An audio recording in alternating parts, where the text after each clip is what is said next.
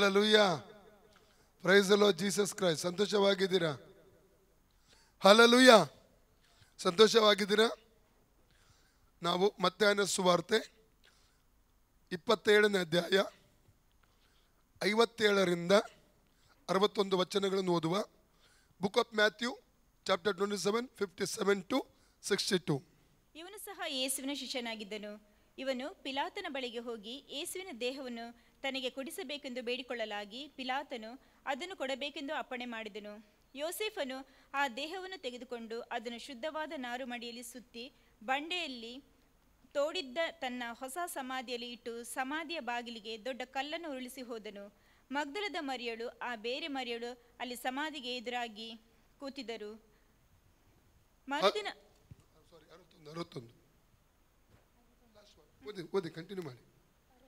61 ಆಯ್ತಲ್ಲ? Okay, praise god. ದೇವರಿಗೆ ಮಹಿಮೆ ಆಗಲಿ. ನಾವು ಯೇಸು ಸ್ವಾಮಿಯ ಮರಣದ ಸಮಯದಲ್ಲಿ ಏನು ನಡೆಯುತ್ತೆಂಬುದಾಗಿ ನಿನ್ನೆ ದಿವಸ ನಾವು ಧ್ಯಾನ ಮಾಡಿದೆವು ಅಲ್ಲ? Price God. ಯೇಸು ಕ್ರಿಸ್ತನದ ಮರಣ ನಂತರವಾಗಿ ಭೌತಿಕ ಕಾಣುವಂಥ ಲೋಕದಲ್ಲಿ ಕೆಲವೊಂದು ಸಂಗತಿಗಳು ನಡೆದವು. ಕಾಣದಂಥ ಆತ್ಮಿಕ ಲೋಕದಲ್ಲಿ ಇನ್ನೂ ಕೆಲವು ಸಂಗತಿಗಳು ನಡೆದವು. ಕಾಣುವಂಥ ಲೋಕದಲ್ಲಿ ನಡೆದ ಸಂಗತಿಗಳನ್ನು ಮಾತ್ರ ಅನೇಕರು ತಿಳಿದುಕೊಂಡಿದ್ದಾರೆ, ಅದನ್ನೇ ಬೋಧಿಸ್ತಾರೆ, ಅದರ ಬಗ್ಗೆನೇ ಹೆಚ್ಚು ಮಾತಾಡ್ತಾರೆ. ಅಲ್ಲಲ್ಲೂಯ. ಅನೇಕರಿಗೆ ಕಾಣದ ಲೋಕದಲ್ಲಿ ನಡೆದ ಸಂಗತಿಗಳ ಕುರಿತಾಗಿ ಹೆಚ್ಚು ಮಾಹಿತಿ ಇಲ್ಲ. Praise God. ನಾವು ಇವತ್ತು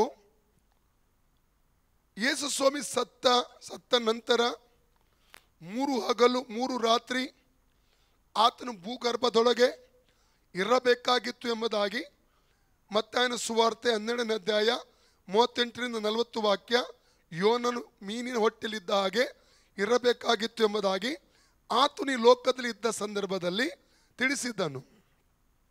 ಅಲ್ಲಲ್ಲೂಯ. ಹಾಗಾದರೆ ಸತ್ತ ನಂತರ ಅಂದರೆ ಶರೀರ ಬಿಟ್ಟ ನಂತರ ಕರ್ತನಾದ ಯೇಸು ಸ್ವಾಮಿ 3 ಹಗಲು 3 ರಾತ್ರಿ ಭೂಗರ್ಭದೊಳಗೆ ಆತನು ಏನು ಮಾಡ್ತಾ ಇದ್ದ, ಆತನಿಗೆ ಏನು ಸಂಭವಿಸಿತು, ಅದರ ಕುರಿತಾಗಿ ನಾವು ತಿಳಿದುಕೊಳ್ಳೋದು ಅತಿ ಪ್ರಾಮುಖ್ಯವಾದ ಸಂಗತಿ. ಅದಕ್ಕಿಂತ ಮುಂಚೆ ಕಾಣುವಂಥ ಲೋಕದ ನಡೆದ ಘಟನೆಗಳನ್ನು ಧ್ಯಾನಿಸಿ ನಂತರ ಕಾಣದ ಲೋಕದ ನಡೆದ ಸಂಗತಿಗಳನ್ನು ನಾವು ಇವತ್ತಿನ ಧ್ಯಾನದಲ್ಲಿ ಧ್ಯಾನ ಮಾಡಲಿಕ್ಕೆ ನಾವು ಹೋಗುತ್ತೇವೆ. Alleluia. Praise the Lord Jesus Christ. ಇಲ್ಲಿ ಅರಿಮಥಯ ಎಂಬುದಾಗಿ ಹೇಳುವಂಥದ್ದು ಅದೊಂದು ಊರು. ಅರಿಮಥೆ ಅಂದರೆ ಏನು? ಮಾರ್ಕನ ಸುವಾರ್ತೆ 15ನೇ ಅಧ್ಯಾಯ 42ನೇ ವಾಕ್ಯ ಓದಿ. ಆಗಲೇ ಸಂಜೆಯಾಗಿತ್ತು ಮತ್ತು ಆ ದಿನವು ಸೌರಣೆಯ ದಿನ, ಅಂದರೆ ಸಬ್ಬತ್ ದಿನದ ಹಿಂದಿನ ದಿನ ಆಗಿತ್ತು. ಹೀಗಿರಲಾಗಿ ಅರಿಮಥಯದ ಯೋಸೇಫನೆಂಬುವನು ಬಂದು ಧೈರ್ಯದಿಂದ ಪಿಲಾತನ ಬಳಿಗೆ ಹೋಗಿ ಯೇಸುವಿನ ದೇಹವನ್ನು ತನಗೆ ಕೊಡಿಸಬೇಕು. ಇನ್ನೊಂದು ವಾಕ್ಯ ಓದಿ. ಲೂಕನ ಸುವಾರ್ತೆ 23ನೇ ಅಧ್ಯಾಯ 50ನೇ ವಚನ ಓದಿ. ಅರಿಮಥೆಯವೆಂಬ ಯೆಹೂದ್ಯರೊಂದು ಪಟ್ಟಣ. Praise God. ಅರಿಮಥೆ ಎಂಬುವಂಥದ್ದು ಯೆಹೂದ್ಯರದೊಂದು ಏನಾಗಿದೆ? ಪಟ್ಟಣವಾಗಿದೆ. ಅಲ್ಲಿ ಯೋಸೇಫನೆಂಬ ಒಬ್ಬ ವ್ಯಕ್ತಿಯು ವಾಸ ಮಾಡ್ತಾ ಇದ್ದ. ಮತ್ತಾಯನ ಸುವಾರ್ತೆ 27ನೇ ಅಧ್ಯಾಯ 57ನೇ ವಾಕ್ಯದಿಂದ ನಾವು ಧ್ಯಾನಿಸುವಾಗ ಇವನ ಕುರಿತಾಗಿ ಪರಿಚಯ ಕೊಡುವಂಥದ್ದು ಏನಾಗಿದೆ ಗೊತ್ತುಂಟ?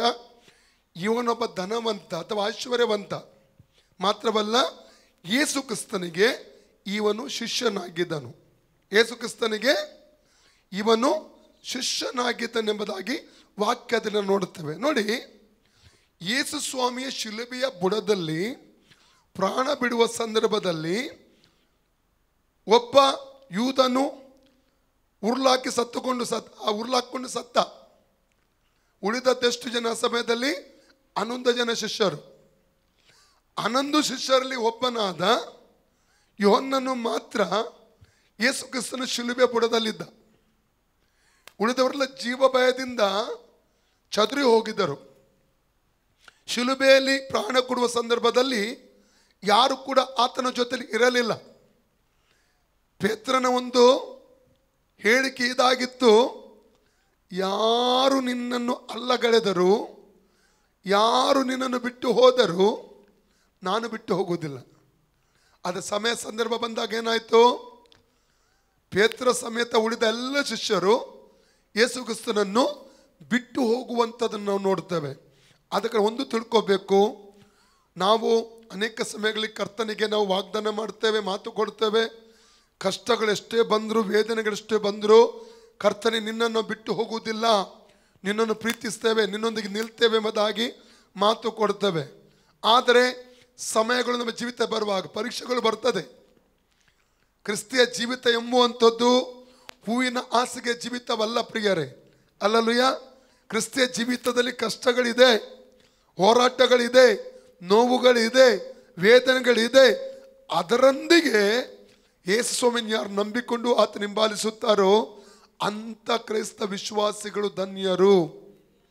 ಅಲ್ಲಲ್ಯ. ಎಷ್ಟೋ ಜನರು ಕಷ್ಟಗಳು ಬರುವಾಗ, ನೋವುಗಳು ಬರುವಾಗ ಏನಾಗ್ತಾರೆ? ಆತ್ಮಿಕವಾಗಿ ಬಿದ್ದು ಹೋಗುತ್ತಾರೆ, ನಿರಾಶರಾಗುತ್ತಾರೆ. ಅಲ್ಲಲ್ಯ. ಸಮಾಧಾನ ಕಳ್ಕೊಳ್ತಾರೆ, ನಂಬಿಕೆಯನ್ನು ಬಿಟ್ಟು ಬಿಡುತ್ತಾರೆ. ಅದಕ್ಕೆ ನೋಡಿ 1 ಕೊರಿಂಥ 10:12 ಹೇಳ್ತದೆ, ನಿಂತಿದ್ದೇನೆಂದು ನೆನೆಸುವವನು ಬೀಳದಂತೆ ಎಚ್ಚರಿಕೆಯನ್ನು ವಹಿಸಲಿ. ನಿಂತಿದ್ದೇನೆಂದು ನೆನೆಸುವವನು ಬೀಳದಂತೆ ಎಚ್ಚರ ವಹಿಸಲಿ. ಇಬ್ರಿ 10:38-39 ಓದಿ. 37, 38, 39, 35, 36 ಬೇಡ, ಅದು ವಾಗ್ದಾನಕ್ಕೆ ಸಂಬಂಧವಾದದ್ದು. 37, 38, 39. ಬರುವಾತನು ಇನ್ನು ಸ್ವಲ್ಪ ಕಾಲದಲ್ಲಿ ಬರುತ್ತಾನೆ, ತಡ ಮಾಡುವುದಿಲ್ಲ. ಆದರೆ ನನ್ನವನಾಗಿರುವ ನೀತಿವಂತನು ನಂಬಿಕೆಯಿಂದಲೇ ಬದುಕುವನು. ಅವನು ಹಿಂದೆಗೆದರೆ ಏನು ಹೇಳ್ತದೆ? ಅವನು ಹಿಂದೆಗೆದರೆ, ಅವನು ಹಿಂಜಾರಿ ಹೋದರೆ. ಅಲ್ಲಲ್ಲಿಯ. ಕಷ್ಟಗಳು ಬರುವಾಗ ನೋಡಿ, ಆಶ್ವಾದ ಬರುವಾಗ ಅನೇಕರಿಗೆ ಸಾಕ್ಷಿ ಹೇಳ್ತೇವೆ, ಸಂತೋಷ ಪಡುತ್ತೇವೆ, ಎಲ್ಲ ಇದೆ. ಅಲ್ಲಿ ಕೆಲವು ಕಷ್ಟಗಳ ಮಧ್ಯದಲ್ಲಿ ನಾವು ದಾಟಿ ಹೋಗುವಾಗ ಸ್ವಲ್ಪ ಸಹಿಸ್ತೇವೆ. ನಂತರವಾಗಿ ಏನಾಗ್ತದೆ? ನಮಗೆ ನಿರಾಶೆ ಆಗ್ತದೆ. ಯಾಕೆ ಕಷ್ಟ ನನಗೆ? ಇಷ್ಟೆಲ್ಲ ಪ್ರಾರ್ಥನೆ ಮಾಡಿದ್ರು ಯಾಕೆ ನನ್ನ ಜೀವಿತ ಸಮಸ್ಯೆ? ಯಾಕೆ ಬಿಡುಗಡೆ ಸಿಗ್ತಾ ಇಲ್ಲ? ಯಾಕೆ ದೇವರು ನನ್ನ ಪ್ರಾರ್ಥನೆ ಕೇಳ್ತಾ ಇಲ್ಲ? ಅಲ್ಲಲ್ಲಿಯ. ಒಂದು ತಿಳ್ಕೋಬೇಕು, ಕೆಲವು ಕಷ್ಟಗಳು ನಮ್ಮ ಜೀವಿತದಲ್ಲಿ ಬರುವಂಥದ್ದು ಅದು ಒಳ್ಳೆಯದಕ್ಕೋಸ್ಕರ, ನಮ್ಮನ್ನು ದೃಢಪಡಿಸುವುದಕ್ಕಾಗಿ, ನಮ್ಮನ್ನು ಇನ್ನೊಂದು ಹಂತಕ್ಕೆ ನಡೆಸುವುದಕ್ಕಾಗಿ, ಇನ್ನೊಂದು ಆಶೀರ್ವಾದಕ್ಕೆ ನಡೆಸುವುದಕ್ಕೋಸ್ಕರವಾಗಿ, ಕರ್ತನ ಜೊತೆಯಲ್ಲೇ ಜೀವಿಸುವುದಕ್ಕೋಸ್ಕರವಾಗಿ ಅನೇಕ ಉದ್ದೇಶಗಳಿರ್ತದೆ. ಅಲ್ಲಲ್ಲಿಯ. ಕರ್ತನ ನಮ್ಮನ್ನು ಬಿಟ್ಟು ಹೋಗಲ್ಲ. ಕೀರ್ತನೆ 23:4 ಏನು ಹೇಳ್ತದೆ? ಕಾರ್ಗತ್ತಲಿನ ಕಣಿವೆಯಲ್ಲಿ ನಾನು ಹಾದು ಹೋಗುವಾಗ ನೀನು ಹತ್ತಿರವಿರುವುದರಿಂದ ಕೇಡಿಗೆ ಹೆದರೇನು, ನಿನ್ನ ದೊಣ್ಣೆ ಕೋಲು ನನ್ನನ್ನು ಧೈರ್ಯಪಡಿಸುತ್ತದೆ. ಆದ ಕಾರಣ ಕಷ್ಟ, ದುಃಖ, ನೋವು, ವೇದನೆಗಳ ಮಧ್ಯದಲ್ಲಿ ಕೆಲವೊಬ್ಬರು ನಮ್ಮನ್ನು ಬಿಟ್ಟು ಹೋಗಬಹುದು, ಕೆಲವೊಬ್ಬರು ನಮ್ಮ ಮೇಲೆ ಪ್ರೀತಿ ಕಳ್ಕೋಬಹುದು. ನಾವು ಒಂಟಿಯಾಗಿ ನಿಲ್ಲುವಂಥ ಸನ್ನಿವೇಶ ಬರಬಹುದು. ಒಂಟಿಯಾಗಿ ನಿಲ್ತೇವೆ ನಾವು, ಯಾರು ನಮ್ಮೊಂದಿಗೆ ಇರಲ್ಲ ಸಹಾಯ ಮಾಡಲಿಕ್ಕೆ, ಎನ್ಕರೇಜ್ ಮಾಡಲಿಕ್ಕೆ. ಕಳೆದ ದಿನಗಳೇ ಒಬ್ಬ ಸೇವಕನ ಜೊತೆಲಿ ಒಂದು ಮಾತು ಹೇಳ್ತಿದ್ರು, ಕೆಲವೊಮ್ಮೆ ನಮಗೆ ಎನ್ಕರೇಜ್ ಮಾಡಲಿಕ್ಕೆ, ಪ್ರೋತ್ಸಾಹ ಮಾಡಲಿಕ್ಕೆ ಯಾರು ಕೂಡ ಇರುವುದಿಲ್ಲ. ನಮ್ಮನ್ನು ನಾವೇ ಎನ್ಕರೇಜ್ ಮಾಡಬೇಕಾಗ್ತದೆ, ನಮ್ಮನ್ನು ನಾವು ಪ್ರೋತ್ಸಾಹ ಮಾಡಿಕೊಂಡು ಮುಂದಕ್ಕೆ ಹೋಗಬೇಕಾಗುತ್ತದೆ.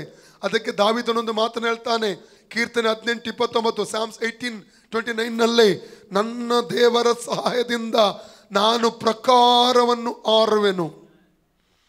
ಅಲ್ಲಲ್ಲಿಯ. ಆಳವಾದ ವಾಕ್ಯ ಇದು.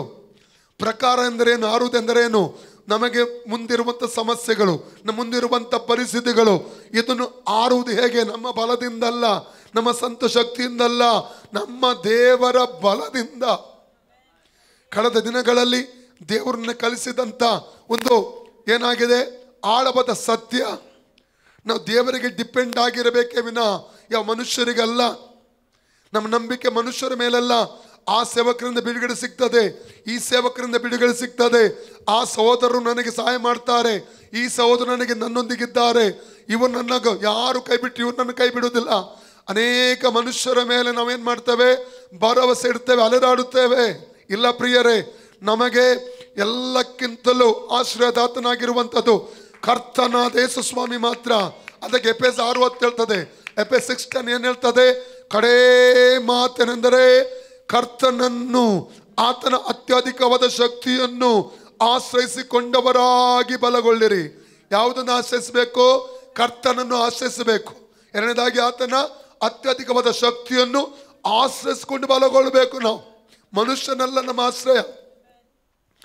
ಮನುಷ್ಯರು ನಮ್ಮನ್ನು ಕೆಲವೊಮ್ಮೆ ಒಂಟಿಗರನ್ನಾಗಿ ಬಿಟ್ಟು ಹೋಗುತ್ತಾರೆ. ಆ ಯೇಸುಸ್ವಾಮಿ ಹಾಗೆ ಅಲ್ಲ.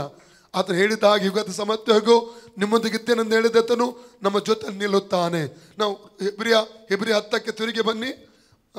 37, 38, 38ನೇ ವಾಕ್ಯ ಕಂಟಿನ್ಯೂ. ಆದರೆ ನನ್ನವನಾಗಿರುವ ನೀತಿವಂತನು ನಂಬಿಕೆಯಿಂದಲೇ ಬದುಕುವನು. ಅವನು ಹಿಂತೆಗೆದರೆ ಅವನಲ್ಲಿ ನನಗೆ ಸಂತೋಷವಿಲ್ಲ. ನಾವು ಹಿಂಜಾರಿ ಹೋಗಬಾರದು. ಕಷ್ಟಗಳು ಒಳ್ಳೆಯದಕ್ಕಾಗಿ ಬರುವುದು, ಸಮಸ್ಯೆಗಳು ಒಳ್ಳೆಯದಕ್ಕಾಗಿ ಬರುವುದು. ಬಿಡುಗಡೆ ಕೊಡ್ತಾನೆ ದೇವರು. ಕೀರ್ತನೆ 39 ವಾಗ್ದಾನ ಇದೆ. ಏನು ಹೇಳ್ತದೆ? ನೀತಿವಂತನಿಗೆ ಸಂಭವಿಸುವ ಕಷ್ಟಗಳು ಅನೇಕ ಬಿದ್ದರೂ ಯೆಹೋವನು ಅವುಗಳಿಂದ ಆತನು ಬಿಡಿಸ್ತಾನೆಂಬುದಾಗಿ ವಾಗ್ದಾನ ಕೂಡ ಉಂಟು. ಆದರೆ ಯಾವುದೇ ಕಾರಣಕ್ಕೂ ನಾವು ಸೋತು ಹೋಗಬಾರದು, ಬಿಟ್ಟು ಕೊಡಬಾರದು, ನಂಬಿಕೆ ಬಿಡಬಾರದು, ದೃಢವಾಗಿ ನಿಲ್ಲಬೇಕು. ಕೆಲವೊಮ್ಮೆ ನಮಗೆ ಎನ್ಕರೇಜ್ ಯಾರು ಮಾಡದಿದ್ರು ನಮ್ಮನ್ನು ನಾವೇ ಎನ್ಕರೇಜ್ ಮಾಡಬೇಕು. ನಮ್ಮನ್ನೇ ನಾವು ಎನ್ಕರೇಜ್ ಮಾಡಬೇಕು. ನೋಡಿ, ಒಂದು ವಾಗ್ದಾನ ನಾವು ರೋಮ 4:18 ಓದಿ. ರೋಮನ್ಸ್ 4:18. ನಾನು ತಿರುಗಿ ನನ್ನ ವಾಕ್ಯಕ್ಕೆ ಹೋಗ್ತೇನೆ ಈಗ. ರೋಮ್ 4:18. ಅಬ್ರಾಹ್ಮನಿಗೆ ಸಂಬಂಧ ನೋಡಿ, ಪರಿಸ್ಥಿತಿ ಅಬ್ರಾಹ್ಮನಿಗೆ ಹೇಳ್ತಾ ಇದೆ ಇಂಪಾಸಿಬಲ್. ಅದೇ ವಾಗ್ದಾನ ಹೇಳ್ತಾ ಇದೆ ನಾನು ಮಾಡ್ತೇನೆ. ಜಸ್ಟ್ ಅದನ್ನು ನಂಬಿದ ಅವನು. ಓಡಿ, ನಿನ್ನ ಸಂತಾನವು ನಕ್ಷತ್ರಗಳಷ್ಟಾಗುವುದು ಎಂಬುದಾಗಿ ತನಗೆ ಹೇಳಲ್ಪಟ್ಟ ಮಾತು ನೆರವೇರುವುದಕ್ಕೆ ಮಾರ್ಗ ತೋರದೆ ಇರುವುದರಿಂದ ಅಬ್ರಹಾಮನು ತಾನು ಅನೇಕ ಜನಾಂಗಗಳಿಗೆ ಮೂಲಪಿತನಾಗುವನೆಂಬ ನಿರೀಕ್ಷೆಗೆ ಆಸ್ಪದವಿಲ್ಲದಿರುವಾಗಲೂ ನಿರೀಕ್ಷಿಸಿ ನಂಬಿದನು. ಹಲ್ಲೆಲೂಯಾ. ನಿರೀಕ್ಷಿಸಿ ನಂಬಿದನು. ಮಾರ್ಗ ಇಲ್ಲ, ನಿರೀಕ್ಷಿಸಲಿಕ್ಕೆ ಮಾರ್ಗ ಇಲ್ಲ. ಆತ ನಿರೀಕ್ಷಿಸಿ ನಂಬ್ತಾ ಇದ್ದಾನೆ. ಬ್ರದರ್, ಇಲ್ಲಿ ಮುಂದೆ ಕೂತ್ಕೊಳ್ಳಿ. ಸ್ವಲ್ಪ ಮ್ಯೂಟ್ ಮಾಡಿ. ಬ್ರದರ್, ನೆಲದಲ್ಲಿ ಕೂತ್ಕೋಬೇಡಿ, ಮುಂದೆ ನಿಮ್ಮದು ಇದು ಅವ್ರದ್ದು ವಿಡಿಯೋ ತೆಗಿಬೇಡಿ, ಆಯ್ತಾ? ಓಕೆ ಸಿಸ್ಟರ್, ಮುಂದೆ ಕೂತ್ಕೊಳ್ಳಿ, ತೊಂದರೆ ಇಲ್ಲ. ಓಕೆ. ಓರಿ ಮಕ್ಕ ಸಂದಲಿ ಕರ ಮಕ್ಕ ರೊತೊಲಿ ಬಕ್ಕ ಸಂದಲಿ ಕೆತ್ತರಿ ಅಂದಲೆ ರಕತಲ ಬ್ರಕ್ಕ ಸೆಕೆರಿ ಅಂದಲು ರೊಕೋತೊಲಿ ಬ್ರಕ್ಕ ಸೆಕೆರಿ ಕತರಬ ರಬನ ಕಸೆಕೆರಿ ಅಂದಲು ರೊಂದೊಲುಕೊ ಸೊತ್ತೊಲಿ ಮತ ರಬಲ ಮಮ್ರಕ್ಕ ರೇಕೆಲಿ ಬಕ್ಕ ಸಂದಲಿ. ಓಕೆ, 4:18 ನಾವು ಬರುವಾಗ ನೋಡಿ, ಆತನಿಗೆ ಹೇಳಿದಂಥ ಮಾತು ನೆರವೇರೋದಕ್ಕೆ ಏನಿಲ್ಲ, ಮಾರ್ಗನೇ ಇಲ್ಲ. ಪರಿಸ್ಥಿತಿ ಏನು ಹೇಳ್ತಾ ಇದೆ? ಇಂಪಾಸಿಬಲ್. ಆದರೆ ಅವನೇನು ಮಾಡ್ತಾನೆ? ನಿರೀಕ್ಷಿಸಿ ನಂಬ್ತಾ ಇದ್ದಾನೆ. ನಮ್ಮ ಜೀವಿತದಲ್ಲಿ ಕೆಲವು ವಾಗ್ದಾನ ನೆನಪು ಮಾಡುವಾಗ ನೋ ವೇ. ಆದರೆ ನಾವು ಏನು ಮಾಡಬೇಕು? ವಾಗ್ದಾನ ಮಾಡಿದ ದೇವರನ್ನು ನಂಬಬೇಕು. ಆತನ ಸ್ಥಿತಿಗಳನ್ನು ಬದಲಿಸ್ತಾನೆ, ಪರಿಸ್ಥಿತಿಗಳನ್ನು ಬದಲಾಯಿಸುತ್ತಾನೆ. ನಂಬಿಕೆ ಬಿಡಬಾರ್ದು. ಎಷ್ಟು ಕಷ್ಟಗಳು ಬರಲಿ ನಂಬಿಕೆ ಬಿಡು. ಎಂಥ ಪರಿಸ್ಥಿತಿ ಬರಲಿ ನಂಬಿಕೆ ನಾವು ಬಿಡಬಾರ್ದು. ಓರಿ ಬಕ ಶಂದಲ. ಹಾಗಾದರೆ ಯೇಸು ಸ್ವಾಮಿ ಜೊತೆಯಲ್ಲಿ ನಿಂತ ಎಲ್ಲ ಶಿಷ್ಯರು ಓಡಿ ಹೋಗಿದ್ದಾರೆ. 10 ಜನ ಕುಷ್ಠರೋಗಿಗಳು ಅಲ್ಲಿಲ್ಲ. ಆ 25,000ಕ್ಕೆ ಅಧಿಕ ಜನರಿಗೆ 2 ಮೀನು 5 ರೊಟ್ಟಿಯಿಂದ ಊಟವನ್ನು ಬಡಿಸಿದನು. ಸ್ವಲ್ಪ ಮ್ಯೂಟ್ ಮಾಡಿ.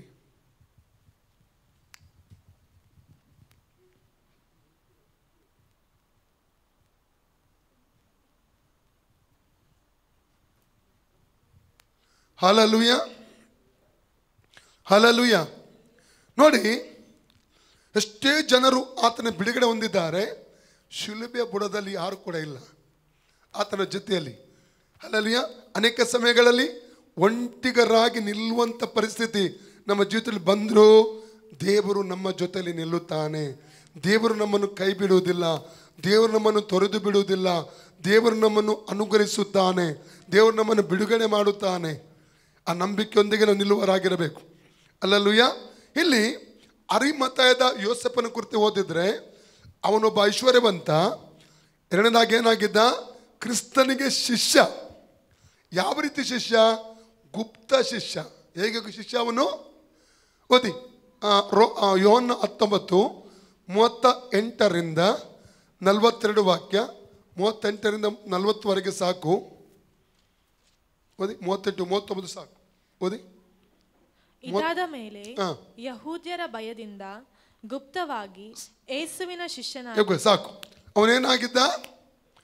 ಗುಪ್ತ ಶಿಷ್ಯ, ಸೀಕ್ರೆಟ್ ಬಿಲೀವರ್, ಸೀಕ್ರೆಟ್ ಡಿಸೈಬಲ್. ಯಾಕೆ ಸೀಕ್ರೆಟ್ ಡಿಸೇಬಲ್? ಯಾಕೆ ಆತನು ಗುಪ್ತ ಶಿಷ್ಯ? ಯಹೂದ್ಯರ ಭಯದ ನಿಮಿತ್ತ. ಯಹೂದ್ಯರ ಭಯ. ಒಂದನೇದಾಗಿ ಅವನೊಂದು ಪೊಸಿಷನಲ್ಲಿದ್ದಾನೆ. ಒಂದು ಯಹೂದ್ಯರ ಹಿರಿ ಸಭೆಯ ಒಂದು ಪೊಸಿಷನಲ್ಲಿ ಆತನಿದ್ದಾನೆ. ಒಂದು ಪೊಸಿಷನ್ ಆತನಿಗಿದೆ, ಒಂದು ಹುದ್ದೆ ಆತನಿಗಿದೆ, ಒಂದು ಸ್ಥಾನ ಆತನಿಗಿದೆ. ಹಲಲಿಯ. ಆದ ಕಾರಣ ಏನಾಗ್ತಾ ಇದ್ದಾನೆ? ಗುಪ್ತವಾಗಿ ಸ್ವಾಮಿ ನಂಬಿ ಹಿಂಬಾಲಿಸ್ತಾ ಇದ್ದಾನೆ, ಶಿಷ್ಯನಾಗಿದ್ದಾನೆ. ಯಹೂದ್ಯರ ಭಯ ಅವನಿಗೆ. ಹಲಲುಯ. ಆದರೆ ಎಲ್ಲರೂ ಯೇಸುವನ್ನು ಬಿಟ್ಟು ಓಡಿ ಹೋಗುವಂಥ ಒಂದು ಸಂದರ್ಭ ಬಂತು. ಶಿಷ್ಯರಲ್ಲಿ ಹೇಳಿರಬಹುದು, ಆಲ್ರೆಡಿ ಹೇಳಿದ್ದಾರೆ, ಯಾರು ಬಿಟ್ಟು ಹೋದರೂ ನಾವು ನಿನ್ನ ಬಿಟ್ಟು ಹೋಗಲ್ಲ. ಹೇಳಿದವರೆಲ್ಲ ಬಿಟ್ಟು ಹೋದಾಗ ಗುಪ್ತವಾಗಿ ಯೇಸು ಸ್ವಾಮಿ ಹಿಂಬಾಲಿಸುವಂಥ ಒಬ್ಬ ಶಿಷ್ಯರು ಏನು ಮಾಡ್ತಾ ಇದ್ದಾನೆ? ಬಹಿರಂಗವಾಗಿ ಕ್ರಿಸ್ತನೊಂದಿಗೆ ಕಾಣಿಸಿಕೊಳ್ಳುವಂಥದ್ದನ್ನು ನೋಡ್ತೇವೆ. ಕೆಲವೊಮ್ಮೆ ನಮಗೆ ಆಶ್ಚರ್ಯ ಆಗುತ್ತದೆ. ನಾವು ಎದುರು ನೋಡದವರು ನಮಗೆ ಸಹಾಯ ಮಾಡಲಿಕ್ಕೆ ಬರ್ತಾರೆ. ನಾವು ಎದುರು ನೋಡದವರು ನಮ್ಮ ಜೊತೆಯಲ್ಲಿ ಬಂದು ನಿಲ್ತಾರೆ. ನಮ್ಮ ಎದುರು ನೋಡಿದವರು ನಮಗೆ ಬಂದು ಅವರು ಪ್ರೋತ್ಸಾಹ ಮಾಡ್ತಾರೆ. ನಮಗೆ ಎದುರು ನೋಡದವರು ನಮ್ಮ ಸಂತೈಸಲಿಕ್ಕೆ ಬರುತ್ತಾರೆ. ಇದು ದೇವರ ಕಾರ್ಯವಾಗಿದೆ. ಇದು ದೇವರ. ಇದರ ಅರ್ಥ ಏನು ಇನ್ನೂ ಹೇಳ್ತೇನೆ.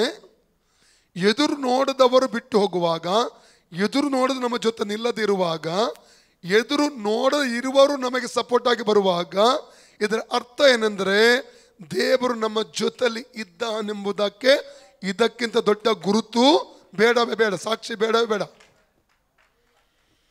ಹಲ್ಲೆಲೂಯಾ. ಕಳೆದ ದಿನದಲ್ಲಿ ಒಂದು ದೊಡ್ಡ ಸಾಕ್ಷಿ ನಡೆಯಿತು. ಅದಕ್ಕೆ ಬಹಿರಂಗ ಕೆಲವೊಂದು ಹೇಳಲಿಕ್ಕೆ ಆಗಲ್ಲ. ಮೊದಲನೇ ದಿವಸದಲ್ಲಿ ಕಾರಣ ನನ್ನ ನಿರೀಕ್ಷೆ, ನನ್ನ ಎಲ್ಲ ದೃಷ್ಟಿ ಕ್ರಿಸ್ತನ ಮೇಲೆ. ಹಲ್ಲೆಲೂಯಾ. ದೇವರು ನಮ್ಮನ್ನು ಕೈ ಬಿಡುವುದಿಲ್ಲ. ದೇವರು ಯಾವತ್ತೂ ನಮ್ಮನ್ನು ಕೈ ಬಿಡುವುದು. ಯಾವಾಗ ನಾವು ಆತನ ಆಶ್ರಯಿಸಿಕೊಳ್ತೇವೆ, ಆತನ ಡಿಪೆಂಡ್ ಆಗಿ ನಿಲ್ತೇವೆ, ಆತನ ಮುಖ ನೋಡುತ್ತೇವೆ, ಆತ ನಮಗೆ ಅದ್ಭುತಗಳನ್ನು ಮಾಡುತ್ತಾನೆ. ಹಲ್ಲೆಲೂಯಾ. ಹಾಗಾದ್ರೆ ಅವನು ಯಹೂದ್ಯರ ಭಯದಿಂದ ಗುಪ್ತವಾಗಿ, ಅವನು ಮೊದಲದಾಗಿ ಅವನ ಊರು ಯಾವುದು? ಅರಿಮತ್ತಾಯ. ಅವನು ಧನವಂತನು, ಐಶ್ವರ್ಯವಂತನಾಗಿದ್ದ. ಆದರೆ ಯೇಸುವಿಗೆ ಶಿಷ್ಯನಾಗಿದ್ದ. ಮೂರನೇದಾಗಿ. ನಾಲ್ಕನೇದಾಗಿ ಯಾವ ಶಿಷ್ಯ? ಗುಪ್ತ ಶಿಷ್ಯನಾಗಿದ್ದ. ಕೆಲವು ಗುಣಲಕ್ಷಣಗಳ ಆತನಲ್ಲಿ ನಾವು ನೋಡ್ತೇವೆ. ಮಾರ್ಕನ ಸುವಾರ್ತೆ 15ನೇ ಅಧ್ಯಾಯ 42-47 ವಾಕ್ಯ ಓದುವ. Book of mark chapter 15:42-47. ಆಗಲೇ ಸಂಜೆಯಾಗಿತ್ತು ಮತ್ತು ಆ ದಿನವು ಸೌರಣೆಯ ದಿನ, ಅಂದರೆ ಸಬ್ಬ ದಿನದ ಹಿಂದಿನ ದಿನ ಆಗಿತ್ತು. ಹೀಗಿರಲಾಗಿ ಅರಿಮಥಾಯದ ಯೋಸೇಫನೆಂಬುವನು ಬಂದು ಧೈರ್ಯದಿಂದ ಪಿಲಾತನ ಬಳಿಗೆ ಹೋಗಿ ಯೇಸುವಿನ ದೇಹವನ್ನು ತನಗೆ ಕೊಡಿಸಬೇಕೆಂದು ಬೇಡಿಕೊಂಡನು. ಇವನು ಹಿರಿಯ ಸಭೆಯವರಲ್ಲಿ ಘನವಂತನು. ಅವನು ಆಲ್ರೆಡಿ ನಾವು ಧ್ಯಾನಿಸಿದ್ದೇವೆ. ಅವನು ಯಾರಾಗಿದ್ದ? ಹಿರಿ ಸಭೆಯಲ್ಲಿ ಸ್ಥಾನಮಾನ ಹೊಂದಿದವನು, ಘನವಂತನು. ಯಹೂದ್ಯರ ಹಿರಿ ಸಭೆಯಲ್ಲಿ ಒಂದು ಪೊಸಿಷನ್ ಹೊಂದಿದಂತ ವ್ಯಕ್ತಿ ಇವನು. ಮುಂದೆ ಓದಿ. ದೇವರ ರಾಜ್ಯವನ್ನು ಎದುರು ನೋಡುತ್ತಿದ್ದವನು. ದೇವರ ರಾಜ್ಯವನ್ನು ಅವನೇನ್ ಮಾಡ್ತಾ ಇದ್ದ? ಎದುರು ನೋಡ್ತಿದ್ದಂತ ವ್ಯಕ್ತಿ. Praise God. ದೇವ್ರ ರಾಜ್ಯವನ್ನು ಎದುರು ನೋಡುವಂತ ವ್ಯಕ್ತಿ. ಅವನಿಗೆ ನಿರೀಕ್ಷೆ ಇತ್ತು. ದೇವ್ರ ರಾಜ್ಯವನ್ನು ಎದುರು ನೋಡುವಂತ ವ್ಯಕ್ತಿ ಆಗಿದ್ದ. ಮುಂದೆ ಓದಿ. ಪಿಲಾತನು ಇವನು ಸಾಕು. ಇನ್ನೊಂದು ವಾಕ್ಯ, ಲೂಕ 23:50-56 ವಾಕ್ಯ. ಲೂಕ್ 23:50-56. ಅರಿಮಥಾಯವೆಂಬ ಯೆಹೂದ್ಯರದೊಂದು ಪಟ್ಟಣದ ಒಬ್ಬ ಮನುಷ್ಯನಿದ್ದನು. ಅವನ ಹೆಸರು ಯೋಸೇಫನು. ಇವನು ಹಿರಿಯ ಸಭೆಯವನು, ಉತ್ತಮನು, ಸತ್ಪುರುಷನು, ದೇವರ ರಾಜ್ಯವನ್ನು ಎದುರು ನೋಡುತ್ತಿದ್ದವನು. ಇವನು ಹಿರಿಯ ಸಭೆಯವರ ಆಲೋಚನೆಗೂ ಕೃತ್ಯಕ್ಕೂ ಸಮ್ಮತಿ ಪಟ್ಟಿರಲಿಲ್ಲ. ಇವನು ಪುನಃ ಓದಿ ಸಿಸ್ಟರ್. ಅರಿಮಥಾಯವೆಂಬ ಯೆಹೂದ್ಯರದೊಂದು ಪಟ್ಟಣದ ಒಬ್ಬ ಮನುಷ್ಯನಿದ್ದನು. ಅವನ ಹೆಸರು ಯೋಸೇಫನು. ನೋಡಿ, ಈ ಯೋಸೇಫ ಅರಿಮಥ್ಯದ ಊರಿನವನು, ಧನವಂತನು, ಹಿರಿ ಸಭೆಯಲ್ಲಿ ಘನವಂತ ಸ್ಥಾನ ಪಡೆದವನು, ಯೇಸುವಿಗೆ ಶಿಷ್ಯನು, ಗುಪ್ತ ಶಿಷ್ಯನು, ಯಹೂದ್ಯರ ಭಯದಿಂದ ಗುಪ್ತ ಶಿಷ್ಯನಾಗಿದ್ದಾನೆ. ಓಕೆ, ಈಗ ಮುಂದೆ ಓದಿ.